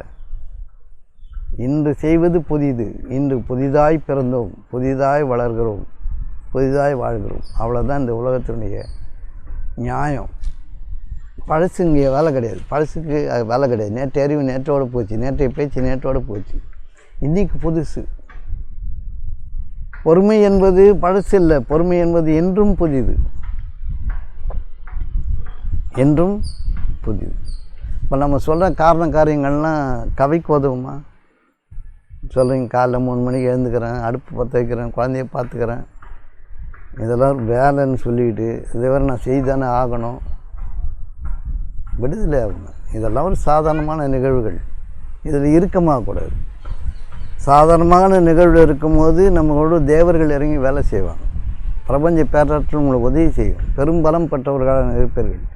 நேரம் உங்களுக்காக நிற்கும். இது அதிசயமான உலகம். மனதை நீங்கள் சமாதானப்படுத்திய பிறகு, மனதை நிறுத்தி வாழ்ந்த பிறகு, நிறுத்தி ஒரு வாழ்க்கையை நீங்கள் ஆரம்பிக்கும் பொழுது நேரம் உங்களுக்காக நிற்கும். நெடுநேரம் காத்திருக்கும். நேரம் ஓடுதுன்னு நினைக்காதீங்க. வெகு அற்புதங்கள் நிகழும். இதெல்லாம் சாதாரணமாக இந்த மனிதர்கள் உளறுகின்ற வார்த்தை. டைமே இல்லை, காலையில் எழுந்துக்கிறேன், வேலையாக செய்கிறேன், அப்படி பண்ணுறேன், இப்படி. நான் இதையெல்லாம் செய்ய வேண்டும் என்ற எண்ணம் இருக்கும்போது எல்லாவற்றிற்கும் வழி பிறக்கிறது, எல்லாவற்றிற்கும் நேரம் கிடைக்கிறது. உங்களால் எல்லாம் முடியும் என்பதை நீங்கள் அறிந்து கொள்ளுங்கள். காரணம் சொல்கிறேன்ல, எத்தனை விஷயங்களை நம்ம சால்ஜ் பண்ணுறோம். வேலை செய்யவே முடியல, நம்மளால் வேலை செய்யவே முடியல. ஏன்னா நம்ம இந்த வேலையை எப்படி செய்யணும் நமக்கு தெரியல. இப்போ குழந்தை எழுந்துக்கிறான் அப்படின்றீங்க, உங்களுக்கு ஆற்றல் இருந்தால் நீங்கள் அமைதியாக இருப்பான்னு சொன்னால் அமைதியாக இருக்க போகிறான். அவனுக்கு வந்து பார்த்துக்கணுன்னு இல்லாமல் ஒரு பார்வையில் அவன் இருப்பான், அவ்வளோதான். அவன் வேலையை அவன் செய்துட்டு இருப்பான். நேரம் நிறைய இருக்கும். நீங்கள் சாதாரணமாக காய் நறுக்கிறதுக்கு ஒரு நேரம் எடுத்துப்பீங்கள, நீங்கள் மனமற்ற நிலையில் வாழும்பொழுது எப்படி நறுக்குனீங்கன்னு உங்களுக்கு தெரியாது. அவ்வளோ வந்து துரிதமாக துல்லியமாக அந்த வேலை உங்களுக்காக நடந்து முடியும். இதெல்லாம் இருக்குது இந்த உலகத்தில். அதிசயங்கள் நிறைய இருக்குது. அது உங்களுக்கு தெரியலன்றதுனால இந்த அறிவை கொண்டு திண்டாடுகிறீர்கள். அறிவை கொண்டு அப்படியே திண்டாடுறான். அவனுக்கு இதுதான் நேரம் முடிவு பண்ணுறான். கண்ணிக்கும் நேரத்தில் வேலை முடியும். வேலையின் விஷயம் இமை கொட்டி விழிப்பது போல் அல்லாமல் இல்லை. அப்படி எப்படின்றதுக்குள்ளே அந்த வேலை முடியணும். எத்தனை வேலைகள் அது மாதிரி நடக்குது. இமை கொட்டி விழிப்பது போல் அல்லாமல் இல்லை. காலத்தில் நாம் வாழ வேண்டும். காலத்தில் நம்ம சாகுறோம், அவ்வளோதான். அப்படி இருக்குது, இப்படி இருக்குது, இதை பார்க்கணும், அதை பார்க்கணும், அப்படி தூக்கி வச்சுக்கணும், இப்படி வச்சுக்கணும், இதை கழுவணும், இதை பெருக்கணும். திண்டாடுறான். கண்மூடி கண் திறக்க நேரத்தில் வேலை நடக்கணும். அவ்வளவு சாதாரணமான மனிதர்களாக உள்ளம் அமைதி பெற்ற மனிதர்களாக இருக்கும்பொழுது நமக்காக எப்படி வேலை ஆகுது நீங்கள் பார்க்கணும். இதெல்லாம் பேர் அதிசயம். இதை கற்றுக்கொள்வதற்கு ஆர்வம் வேணும், முனைப்பு வேணும், தன்னடக்கம் வேணும், பணிவு வேணும், ஒழுக்கம் வேணும். வந்து உட்காரணும், கேட்டுக்கணும், கற்றுக்கணும். இல்லைன்னா ரொம்ப சோர்வாயிடும் உடம்பு. ரொம்ப உழைச்சி கழிச்ச மாதிரி ஆயிடறானுங்க. அப்படிலாம் ஒன்றும் இல்லை. பிரபஞ்ச பேராற்றல் ஆற்றலை வழங்கி கொண்டே இருக்கிறது. மூச்சு வந்துக்கிட்டே இருக்கல. ஒவ்வொரு மூச்சிலும் உங்களுக்கான பலம் வந்து கொண்டே இருக்கிறது. நீங்கள் உள்ளத்தை அமைதியாக வைத்துக்கொள்வது தான் உங்களுடைய வேலை, அவ்வளோதான். பெரும் ஆற்றல் உங்களுக்கு நிரப்பப்படும். எந்த காரியம் உங்களுக்காக துரிதமாக நடத்தப்படும். வானவர்கள் உங்களுக்கு இம்மையிலும் மறுமையிலும் உதவியாளர்கள் என்று கூறி இறங்குவார்கள். இந்த உள்ளத்தை அமைதியாக வச்சுக்க தெரியுமா உங்களுக்கு? அமைதியாக வச்சுக்க தெரியாதனால தான் இந்த பாடெல்லாம்.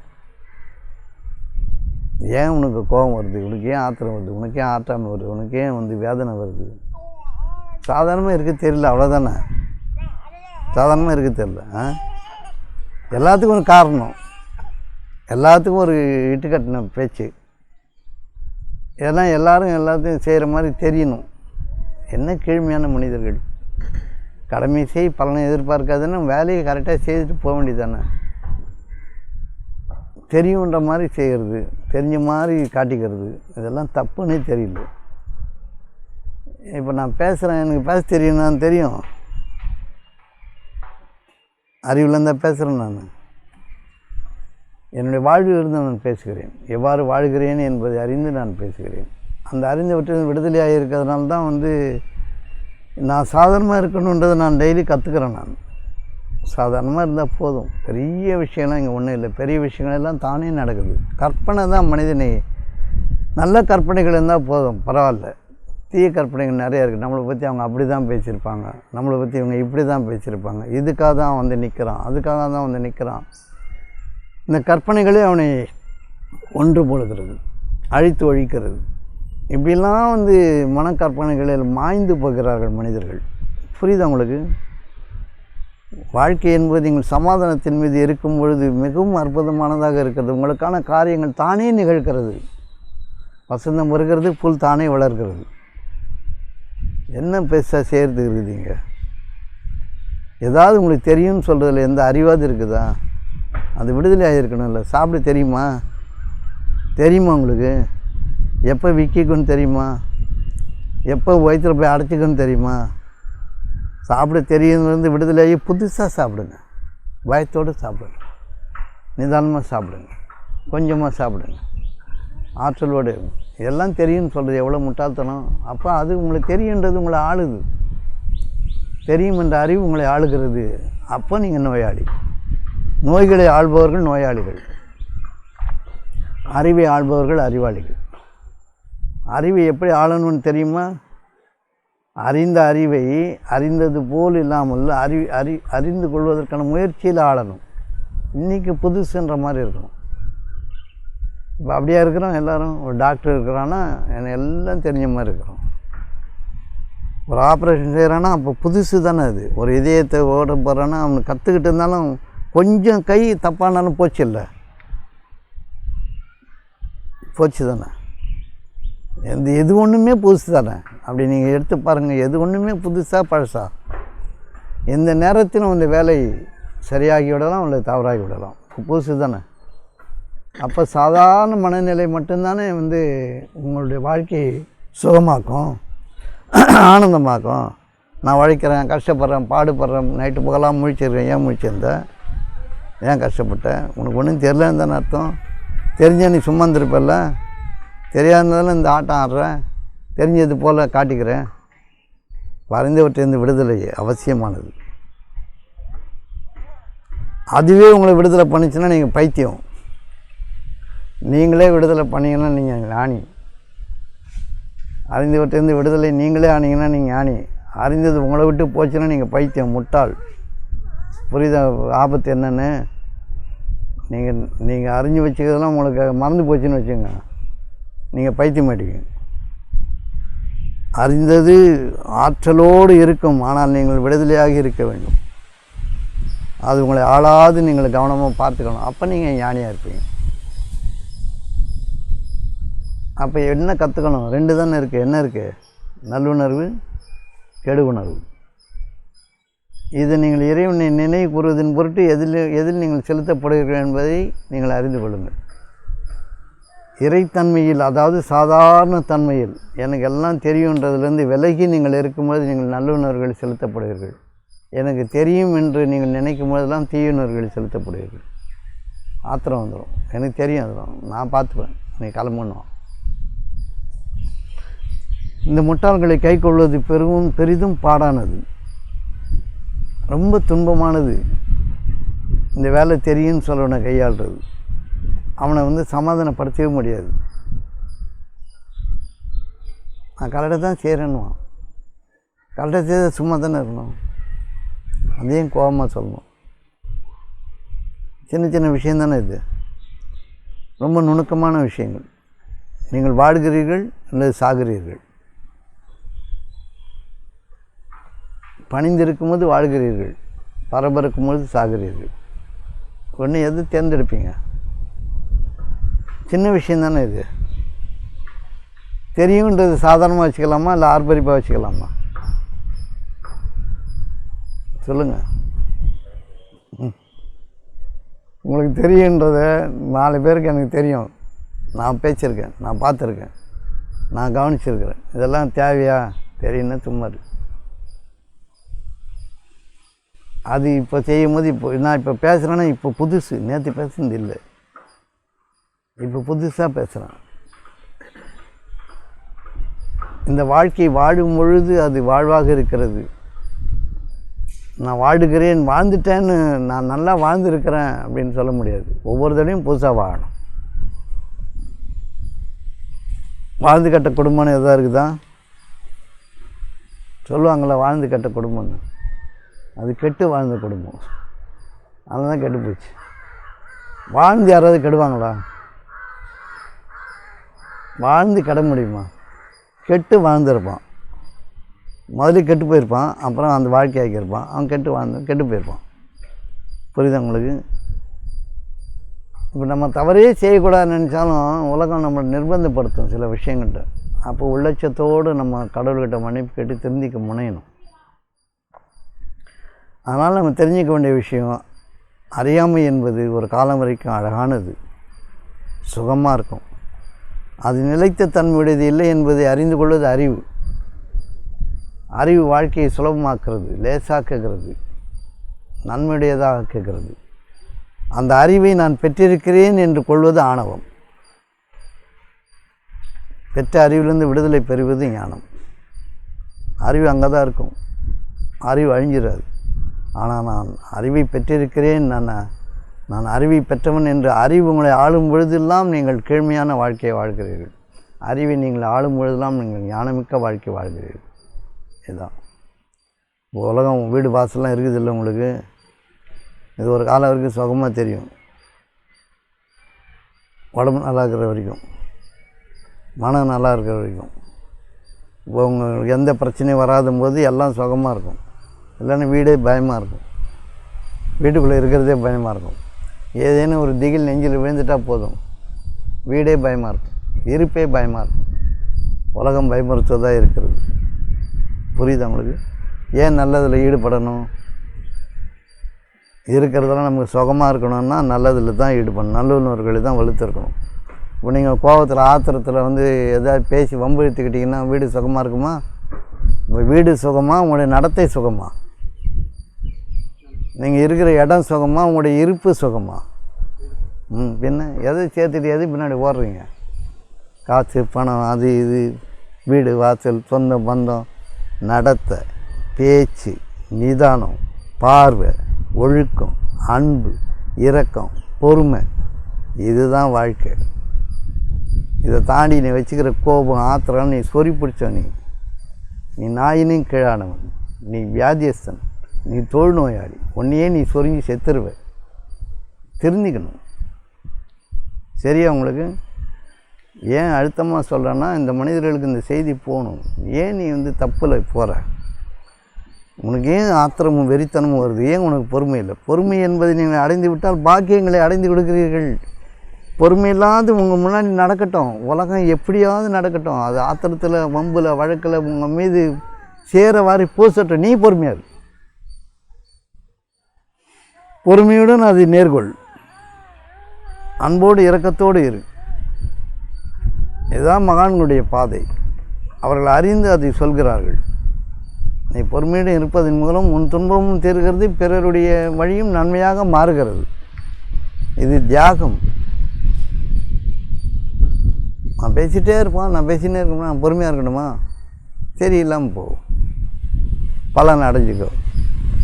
பொறுமையாக இருப்பவர்கள் பாக்கியங்களை அடைகிறார்கள், பாக்கியங்களை அடைந்தவர்கள் அதை அடைகிறார்கள். அந்த அதைன்றதுக்கு அர்த்தம் தெரில, எதைன்னு தெரில. சொல்லுங்கள். அறிந்ததிலேருந்து விடுதலை பெறணுமா வேணாமா? நீங்கள் அறிந்ததிலேருந்து நீங்கள் ஒரு ஆர்ப்பாட்டம் இருக்கிற வரைக்கும் உங்களுக்கு கேவலத்தை தவிர வராது. நீங்கள் சிறுமி அடைந்த குரங்குகளாக மாறி போயிருக்கு. தெரியும். வீட்டுக்கு வந்தால் நீங்கள் பெரிய கலெக்டர் இன்ஜினியராக இருங்க, வீட்டுக்கு வந்தால் படிக்காத பொண்டாட்டி இருந்தால் நீங்கள் அங்கே ஒரு சாதாரண மனுஷனாக தான் இருக்கணும். உங்கள் அறிவு எல்லாத்தையும் அங்கே போட்டு காட்ட முடியாது. ஒரு விஞ்ஞானியை கூட இருங்க, உங்கள் மனைவிக்கு அதெல்லாம் தெரியும்னு எதனா இருக்குதான்னா? உங்கள் விஞ்ஞான அறிவுக்கெல்லாம் உங்கள் புலமைக்கெல்லாம் அவங்க ஒரு பொருட்டாக மாற முடியுமான்னா? அங்கே என்னவோ அது மாதிரி நடந்துக்கணும். அவங்களுக்கு என்ன தெரியுமோ அது மாதிரி நடந்துக்கணும். இப்போ நான் பேசுகிறேன்றதுக்காக நான் மதமிக்க அறிவாளியெல்லாம் வீட்டில் போய் காட்ட முடியுமா? சோறை போட்டு இந்த தின்னுன்னு வைப்பாங்க, சாப்பிட வேண்டியது தான். அவ்வளோதான் அங்கே வேலை. நான் குழம்பு நல்லா தான் வைக்கிறேன், உனக்கு தான் பிடிக்கலன்னு ஏதோ ஒன்று சொல்லுவாங்க. அதுதான் அவங்களுக்கு தெரியும். அப்போ அவங்கள கூட ஏந்து வாழ்வது அறிவா, இல்லை இந்த எனக்கு அறிவு இருக்குதுன்றது அவங்ககிட்ட போய் காட்டுறது அறிவா? என்ன முட்டாள் நீ! எப்படி வாழ தெரியணும்னு தெரியாத வாழ்க்கை வாழ்ந்துக்கிட்டு மேதமையை வெளிக்காட்டிக்கிட்டு, உனக்கு ஒரு வாய்ப்பு எங்கே வேலை செய்யணுமோ அந்த வேலையை நீ அங்கே நிகழ்த்து. இன்னொரு இடத்துல என்ன வேலை செய்யணுமோ அங்கே போய் அதை நிகழ்த்து. நிலைமைக்கு தக்கவாறு பணியாற்ற தெரியணும். புரியுதா உங்களுக்கு? இதெல்லாம் புரிஞ்சால் அந்த வாழ்க்கை சுகமாக இருக்குமா துக்கமாக இருக்குமா? உன்னுடைய அறிவை எல்லா இடத்துலையும் காட்ட முடியுமா? உன்னுடைய திறமையை எல்லா இடத்தையும் காட்ட முடியுமா? சாதாரண மனிதர்கள், அறியாத மக்கள் இருப்பாங்க. அங்கே போய் உன்னை மேதமை தேவையே இல்லை. அவங்களுக்கு தேவை என்னவோ அது மட்டும் செய்தால் போதும். தேவைக்கு செய்தால் போதும். புரியுதா உங்களுக்கு? இப்போ எல்லா இடத்துலையும் அறிவாளின்னு நீங்கள் அறிவின் பின்னாடி ஓடி அறிவு உங்களை ஆளுவதாக இருந்தால் நீங்கள் முட்டாள்கள் தானே, கேவலமானவர்கள் தானே. ஒரு வேலையை செய்ய தெரியாதவங்ககிட்ட போய் அவங்க எனக்கு தெரியும்னு சொன்னால் தப்பு. செய்ய தெரியாதவங்ககிட்ட போய் எப்படி செய்யணும்னு சொல்லிக் கொடுக்கணும். இது கூட உனக்கு தெரியாதா? இது கூட உனக்கு பார்க்க தெரியலையா? இது கூட வைக்க தெரியலையான்னு சொன்னால் அவங்களுக்கு தான் தெரியலையே. உனக்கு தெரியும், நீ செய்ய. அப்போ எனக்கு இந்த வேலை தெரியும்னு சொல்கிறவன் ஆணவக்காரன். அது ஆணும் பெண்ணும். நான் எவ்வளோ காலமாக அதை செய்துட்ருக்கேன், இது கூட எனக்கு தெரியாதான்னா அவங்க அறியாமையில், அதாவது தவறான பாதையில் இருக்காங்கன்னு அர்த்தம். அவர்கள் மீது மன்னிப்பையும் இரக்கத்தையும் கை கொண்டு சொல்லணும். புரியுது உங்களுக்கு? இப்போ உங்களுக்கு எப்படிலாம் கோபம் வருது? எவ்வளோ சுயநலவாதி நீங்கள்! நல்ல விஷயத்தை கேட்குறதுக்கு, நல்ல விஷயத்தில் பழகிறதுக்கு நேரம் செலவு பண்ணணுமா, இல்லை அது வீணாக போன வேலைங்களை செய்கிறதுக்கு நிறைய நேரம் செலவு பண்ணணுமா? வேலைகள் தானாக நடக்கும். ஆனால் இந்த மாதிரி விஷயங்கள் உங்களை வரும்பொழுது நீங்கள் கவனத்தோடு கேட்டு பரிசீலித்து எதற்காக நம்ம இதை கற்றுக்கணுன்றதில் பணிவோடு கற்றுக்கணும். இது வாழ்க்கையை அழகாக்குகிறது, லேசாக்குகிறது, உயர்வாக்குகிறது, உன்னதமானதாக ஆக்குகிறது, வானத்தை திறக்கிறது. திறந்து பாருங்கள். அந்த வானத்தின் பொக்கிஷங்கள், அதனுடைய சாவிகள் அவனிடமே இருக்குது. அவனே திறந்துக்கலாம். பொறுமை என்ற சாவியை போட்டு பொக்கிஷங்களை திறந்துக்கிறது ஏராளம் இருக்குது. இங்கே திறந்து பாருங்கள். இப்போ இதில் பழகணுமா ஆனமா? இப்போ உங்களுக்கு கோவம் வருது இல்லை? வருதா இல்லையா? ஏன் வருது? அதனால் என்ன சாதிக்க போகிறீங்க? உங்களுடைய மேதமை தெரியுன்ற அறிவு கத்துறீங்க. ஏங்க கத்துறீங்கன்னு சொன்னால் அதுக்கும் கோவம் வருது. வருதா இல்லையா? உங்களுக்கு வந்துதா இல்லையா? வந்து வரலன்னு சொல்லக்கூடாது. வருது, கோவம் வருதுன்றது தெரிஞ்சுங்க. வரலன்றது சொல்லக்கூடாது. கோவம் வருது. அந்த அறிந்த கோவத்திலேருந்து விடுதலை ஆகிருங்க. கோவம் இருக்கட்டும், ஆனால் விடுதலை ஆகிருங்க. இப்போ ஆளுமையை பற்றி கேட்டிங்கல்ல, ஆளுமை என்பது அறிவை உங்களை ஆளாமல் இருப்பது. அதுதான் ஆளுமை. அறிவை நீங்கள் ஆள்பவர்களாக இருங்கள். அப்போ குழந்தைகளுக்கு என்ன கல்வியை சொல்லிக் கொடுக்கணும்? அன்பை சொல்லிக் கொடுக்கணும், பணிவு சொல்லிக் கொடுக்கணும், பெரியவங்ககிட்ட எப்படி பேசணுன்றதை சொல்லிக் கொடுக்கணும், மனிதர்கிட்ட எப்படி உறவாடணும்னு சொல்லிக் கொடுக்கணும். கீழ்மையை சொல்லிக் கொடுத்தா, நீ படிச்சிருக்கிற, உனக்குன்னு ஒரு அறிவு இருக்குது, இவங்கெல்லாம் சாதாரணமான மனிதர்கள், அவங்ககிட்டலாம் நீ போகக்கூடாது, பார்க்கக்கூடாது, இப்படியா சொல்லிக் கொடுப்பான். இந்த மனிதர்களுக்கு கூட தான் உலகத்தில் வாழ்ந்தாகணும். குழந்தை வளர்ப்பு என்பது பெரும்பாலானவங்களுக்கு தெரியறதில்லை.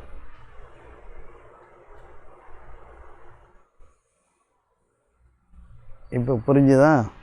அறிவு எது, அறியாமை எது, அறிந்தவற்றிலிருந்து விடுதலை எது, அதனுடைய நன்மைகள் என்ன, இதெல்லாம் நீங்கள் திரும்பி சின்க்ரனைஸ் பண்ணி பாருங்கள். 2 தான் இருக்குது. என்னன்னு சொல்லுங்கள். நல்லுணர்வு, கெடு உணர்வு. கெட்டு போகிறவன் மட்டும்தான் கெட்டதை நினைக்க முடியும். அவன் கெடுக்கிறானோ, எவனுடைய கேடு காலம் நெருக்கமாக இருக்கிறதோ அவனுக்கு கெட்டதை தவிர நினைக்க முடியாது. அவன் தானாக வந்துடும். அவனுடைய கேடு காலம் அவன் மீது எழுதப்படுகிறது, வீசப்படுகிறது. அப்படியே நொறுங்குவான் ஆத்திரத்தில், கோபத்தில். புரியுதா? அப்போ திருந்தணும், நல்ல வாழ்க்கையை நோக்கி பாடுபடணும், அந்த வலியை தாங்கணும், நன்மையை நோக்கி திரும்பணும், நன்மையை நோக்கி ஓடணும். அவன் மனம் திறந்து மன்னிப்பு கேட்டானா அவனுக்கு நல்வாழ்க்கை என்பது அறிவிக்கப்படுகிறது. இந்த 2 விஷயத்தை கடைப்பிடிச்சிங்க. நல்லுணர்வு, தீயுணர்வு. நல்லுணர்வு, கெடு உணர்வு 2 தான் நம்மக்கிட்ட இருக்குது. நல்லதின் பக்கம் முனைகிறோமா, தீயதின் பக்கம் முனைகிறோமா என்பது உங்களுடைய சொந்த விஷயம். வாழ்க்கையை நீங்கள் வாழ்கிறீர்களா, வாழ்க்கையை நீங்கள் அழித்து கொள்கிறீர்களா, அது உங்களை பொறுத்தது. சொர்க்கமா நரகமா, நம்பிக்கை கொண்டு நற்செயல் செய்பவர்களை இறைவன் சோனபதிகள் புகழ்த்துக்கிறான். அப்போ நல்ல செயல் செய்யணும். புரியுதா? இறைவன் போதுமானவன்.